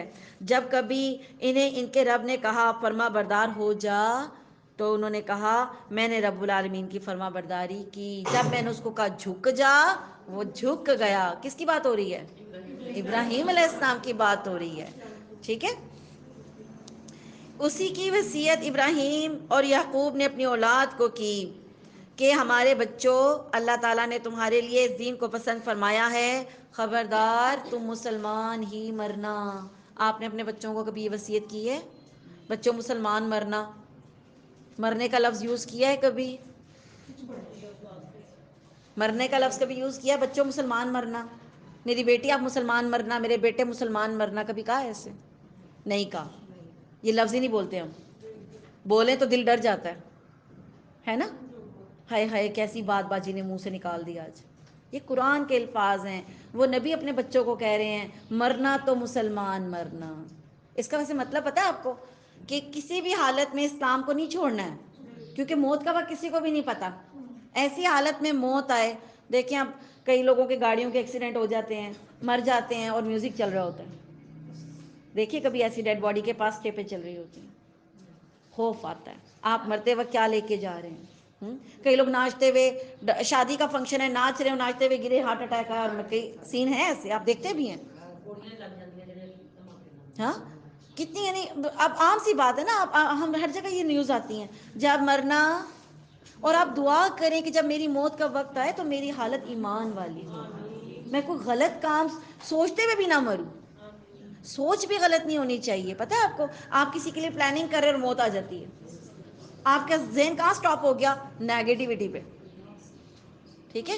تو سوچ بھی غلط نہیں رکھنی ہے. کیا حضرت یعقوب کے انتقال کے وقت تم موجود تھے؟ اللہ تعالیٰ اپنے نبی سے پوچھ رہے ہیں. ہاں جی بتائیں کیا اللہ کے نبی موجود تھے وہاں پہ؟ نہیں تھے. یہ کس عقیدے کی نفی ہو رہی ہے؟ کہ اللہ کے رسول غیب کا علم نہیں جانتے تھے. اللہ کے رسول حاضر و ناظر نہیں ہیں. ٹھیک ہے. اے نبی کیا یعقوب کے انتقال کے وقت تم اس کے پاس موجود تھے جب اس نے اپنی اولاد کو کہا میرے بعد تم کس کی عبادت کرو گے؟ تو سب نے جواب دیا آپ کے معبود کی آپ کے آبا و اجداد اور ابراہیم کی اور اسماعیل اور اسحاق کے معبود کی جو معبود ایک ہی ہے اور ہم سب اسی کے فرما بردار ہیں. یہ جماعت تو گزر چکی ہے. جو انہوں نے کیا وہ ان کے لیے ہے جو تم کرو گے تمہارے لیے ہے. ان کے اعمال کے بارے میں تم سے نہیں پوچھا جائے گا. ٹھیک. یہ کہتے ہیں کہ یہود و نصارہ بن جاؤ تو ہدایت پاؤ گے، تم کہو بلکہ صحیح راہ پر ملت ابراہیمی والے ہیں، جو ابراہیم علیہ السلام خالص اللہ کی پوجا عبادت کرنے والے تھے اور وہ کبھی بھی مشرک نہیں تھے۔ اے مسلمانوں تم سب کہو کہ ہم اللہ پر ایمان لائے اور اس چیز پر بھی جو ہماری طرف اتاری گئی ہے، اور جو چیز ابراہیم علیہ السلام، اسماعیل علیہ السلام، اسحاق علیہ السلام، یعقوب علیہ السلام اور ان کی اولاد پر اتاری گئی، اور جو کچھ اللہ کی جانب سے موسیٰ علیہ السلام اور عیسیٰ علیہ السلام دیے گئے، ہم ان میں سے کسی کے درمیان فرق نہیں کرتے، ہم اللہ کے فرما بردار ہیں۔ عیسیٰ علیہ السلام نے اللہ کا پیغام صحیح پہنچایا تھا، سب کو پتہ ہے۔ آپ کو کس نے یہ بات بتائی؟ کیا آپ کا دل گواہی دیتا ہے؟ ویسے نوح علیہ السلام سچے تھے، آبا موجود تھے، آپ کا دل کیوں گواہی دے رہا ہے؟ یہ بہت بڑی نعمت ہے، آپ کو پتہ ہے کہ ہمارے دلوں میں اس چیز کا بڑا سکون ہے کہ انبیاء ٹھیک تھے۔ بات سمجھ آ رہی؟ کبھی اس کو فیل کیجئے گا۔ آپ اپنے گھر والوں کی بھی اتنا گارنٹی نہیں دے سکتے، اپنے بیٹے کی بھی گارنٹی نہیں آپ دے سکتے کہ بالکل ٹھیک تھا، لیکن عیسیٰ علیہ السلام کے بارے میں کبھی آپ کے دل میں غلط بات نہیں آئے گی؟ آتی ہے؟ کبھی کسی نبی کے بارے میں آپ کے دل میں غلط بات آتی ہے وہ غلط تھے؟ نہیں آئے گی۔ یہ اس امت کے لیے شرف ہے، کیونکہ اس امت کو اللہ نے قیامت کے دن گواہی کے لیے کھڑا کرنا ہے۔ ہم سے بھی پوچھے گا اللہ کہ پچھلے انبیاء نے اپنی ذمہ داری پوری کی تھی، اور یہ امت گواہی دے گی کہ ہاں اللہ انہوں نے یہ ذمہ داری پوری کی تھی۔ ٹھیک ہے، یہ بڑی پیاری کیفیت ہے جو ہمارے دلوں کی ہے۔ ٹھیک ہے، اے مسلمانوں تم سب کہو ہم اللہ پر ایمان لائے اور اس چیز پر جو ہماری طرف اتاری گئی، اور جو چیز ان انبیاء پر یعنی تمام اسحاق علیہ السلام، ابراہیم علیہ السلام پر اتاری گئی، ہم اللہ کے فرما بردار ہیں۔ اگر وہ تم جیسا ایمان لائیں تو ہدایت پائیں، اور اگر منہ موڑے تو وہ صریح اختلاف میں ہیں۔ اللہ تعالیٰ ان سے قریب آپ کی کفایت کرے گا، وہ خوب سننے والا اور جاننے والا ہے۔ اللہ کا رنگ اختیار کرو۔ اللہ کا رنگ، کالا، نیلا، پیلا، یہ رنگ مفتی مذاہب نے ڈالے۔ گرین رنگ ہمارے ہاں کسی اور چیز کی نشانی ہے، ریڈ ہندوؤں کا ہے نا؟ تو یہ رنگ نہیں، اصل رنگ کیا ہے؟ پیور رنگ اللہ کا رنگ ہے۔ اور اللہ سے زیادہ اچھا کس کا رنگ ہوگا؟ ہم تو اسی کی عبادت کرنے والے ہیں۔ اللہ کا رنگ توحید ہے نا، توحید ہے۔ آپ کہہ دیجئے کیا تم ہم سے اللہ کے بارے میں جھگڑتے ہو؟ جو ہمارا اور تمہارا رب ہے، ہمارے لیے ہمارے اعمال ہیں، تمہارے لیے تمہارے اعمال ہیں، ہم تو اسی کے مخلص ہیں۔ کیا تم کہتے ہو کہ ابراہیم علیہ السلام، اسماعیل علیہ السلام، اسحاق علیہ السلام اور یعقوب علیہ السلام اور ان کی اولاد یہودی یا نصرانی تھے؟ ہاں جی بتائیں، تھے؟ یہ تو پہلے تھے نا، یعقوب علیہ السلام تو بعد میں آئے نا، تو یعقوب علیہ السلام کے بچے یہودی تھے۔ یعقوب علیہ السلام کا پہلا بیٹا یہودا تھا، اس سے یہودی بنے۔ ٹھیک ہے، تو یہ تو انبیاء پہلے تھے نا، ابراہیم علیہ السلام، اسحاق علیہ السلام، یہ تو پہلے تھے۔ کہہ دو کیا تم زیادہ جانتے ہو یا اللہ تعالیٰ؟ اللہ کے پاس شہادت چھپانے والے سے زیادہ ظالم اور کون ہے، اور اللہ تمہارے کاموں سے غافل نہیں ہے۔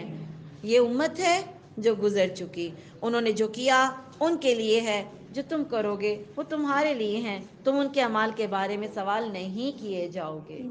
تو اب غور کس پہ کرنا ہے؟ اپنے اعمال پہ کرنا ہے۔